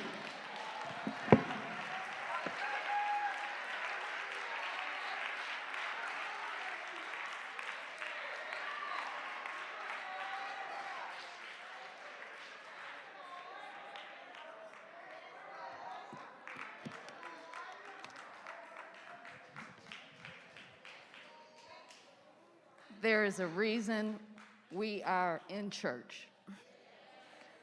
There is nothing that a physician can say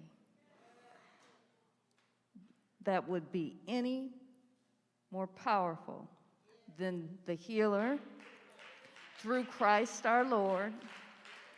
We are here to understand what we need to do for ourselves, but we are also here in the church because we understand the power of prayer.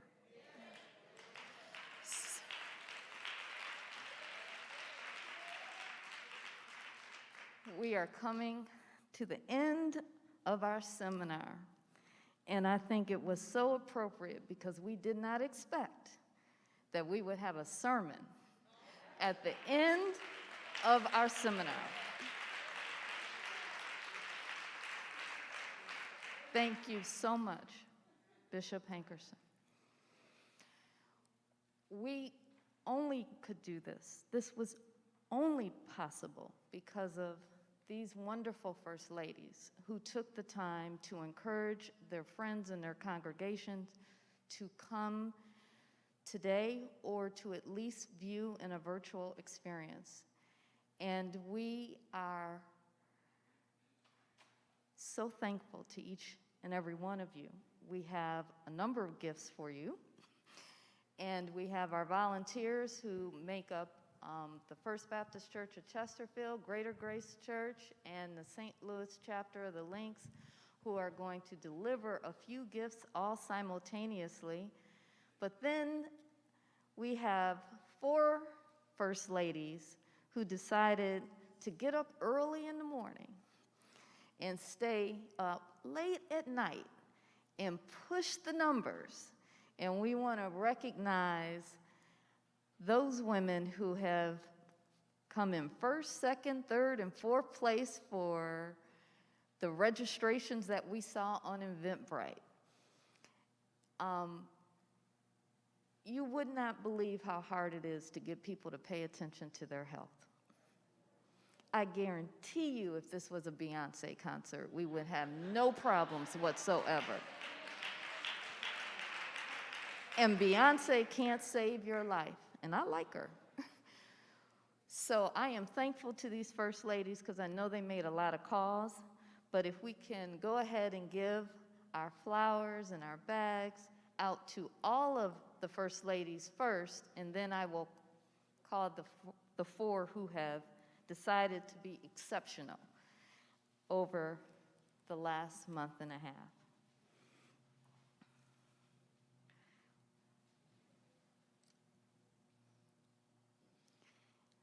And I think I'll keep going because I want to tell you, if there was a drum roll, we would do this. In first place for having the most registrations is New Sunnymount.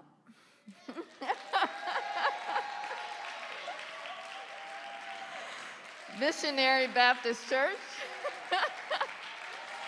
First Lady Kiona Blake.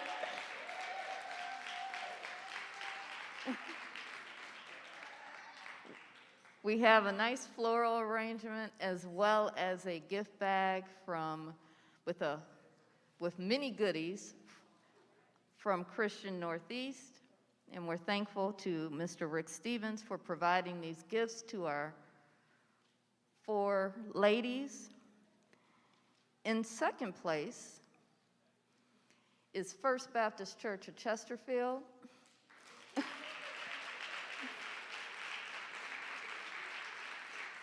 First Lady Tamara Rogers.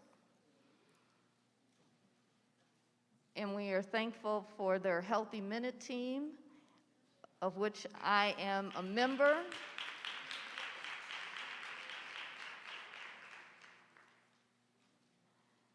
In third and fourth place is a tie, which is why we have a third and fourth.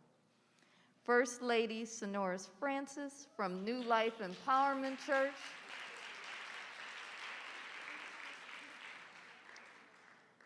And First Lady Lorraine Mosby from Gethsemane Church of the Living.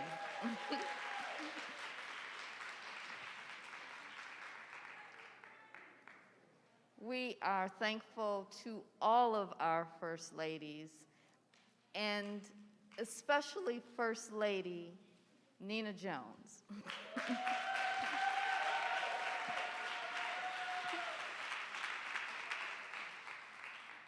First Lady Nina worked tirelessly, as we know.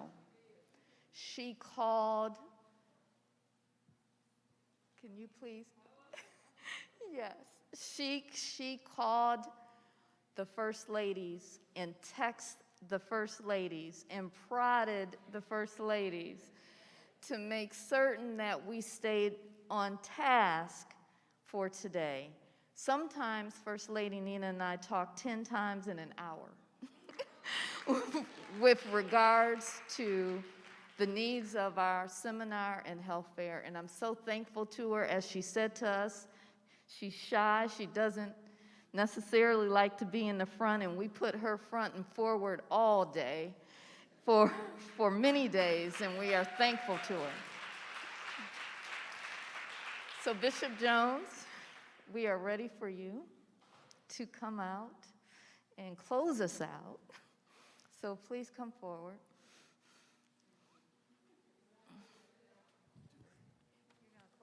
Oh, thank you, Karen. Well, everybody, I want to say I want to thank you all for all coming today. Give yourself a hand praise. Uh-oh. And to my dear friend, Bishop Hankerson, I'm so glad to see you today. You've been in our prayers, and we'll keep praying for you. And to each and every one of you, I'd like to do one thing real quickly. Will all the men in the room please stand? All the men in the room. See how many men? Oh, good. All right. Thank you, and take your seat. And the reason I'm asking you to stand, because from all that have been presented about our cancer awareness, men also must participate in their own screenings. And we got to get more men involved.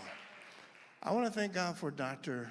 Landis Hall for her tenacity and commitment in making sure that we are being educated. Amen. Amen. Amen. Amen. Amen. She goes beyond the call of duty. She could be a doctor to say, look, I got this time, and the rest is my time. But she's concerned about all of our health. And I'm very thankful for that. I want to thank my wife, Lady Nina Jones, because I must admit, she's worked very hard.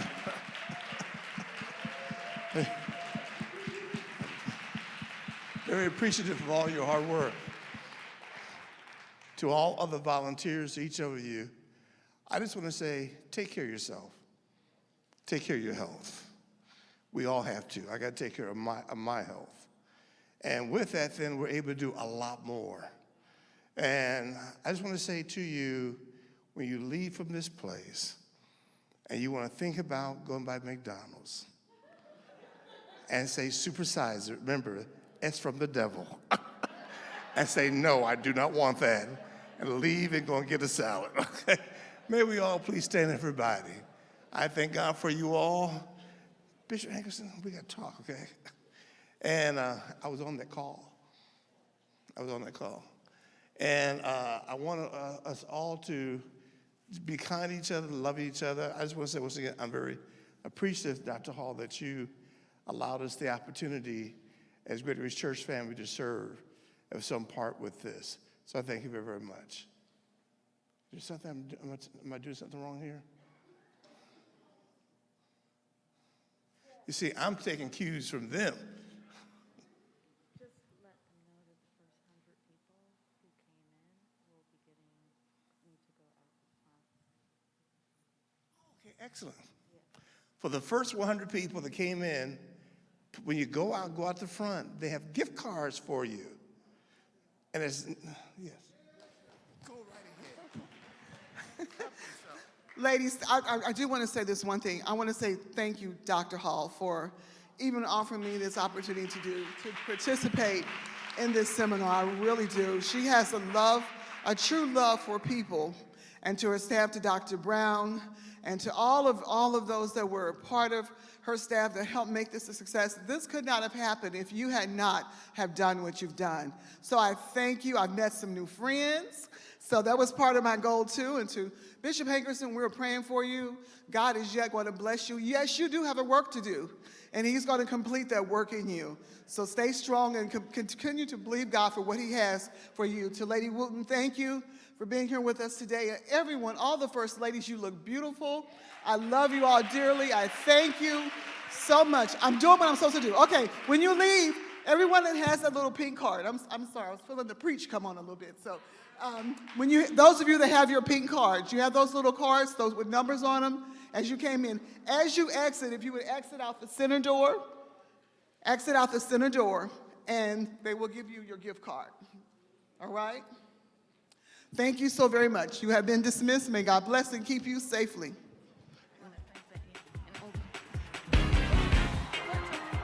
And I want to thank the AV team for doing an outstanding job all morning and into the afternoon. Thank you so much.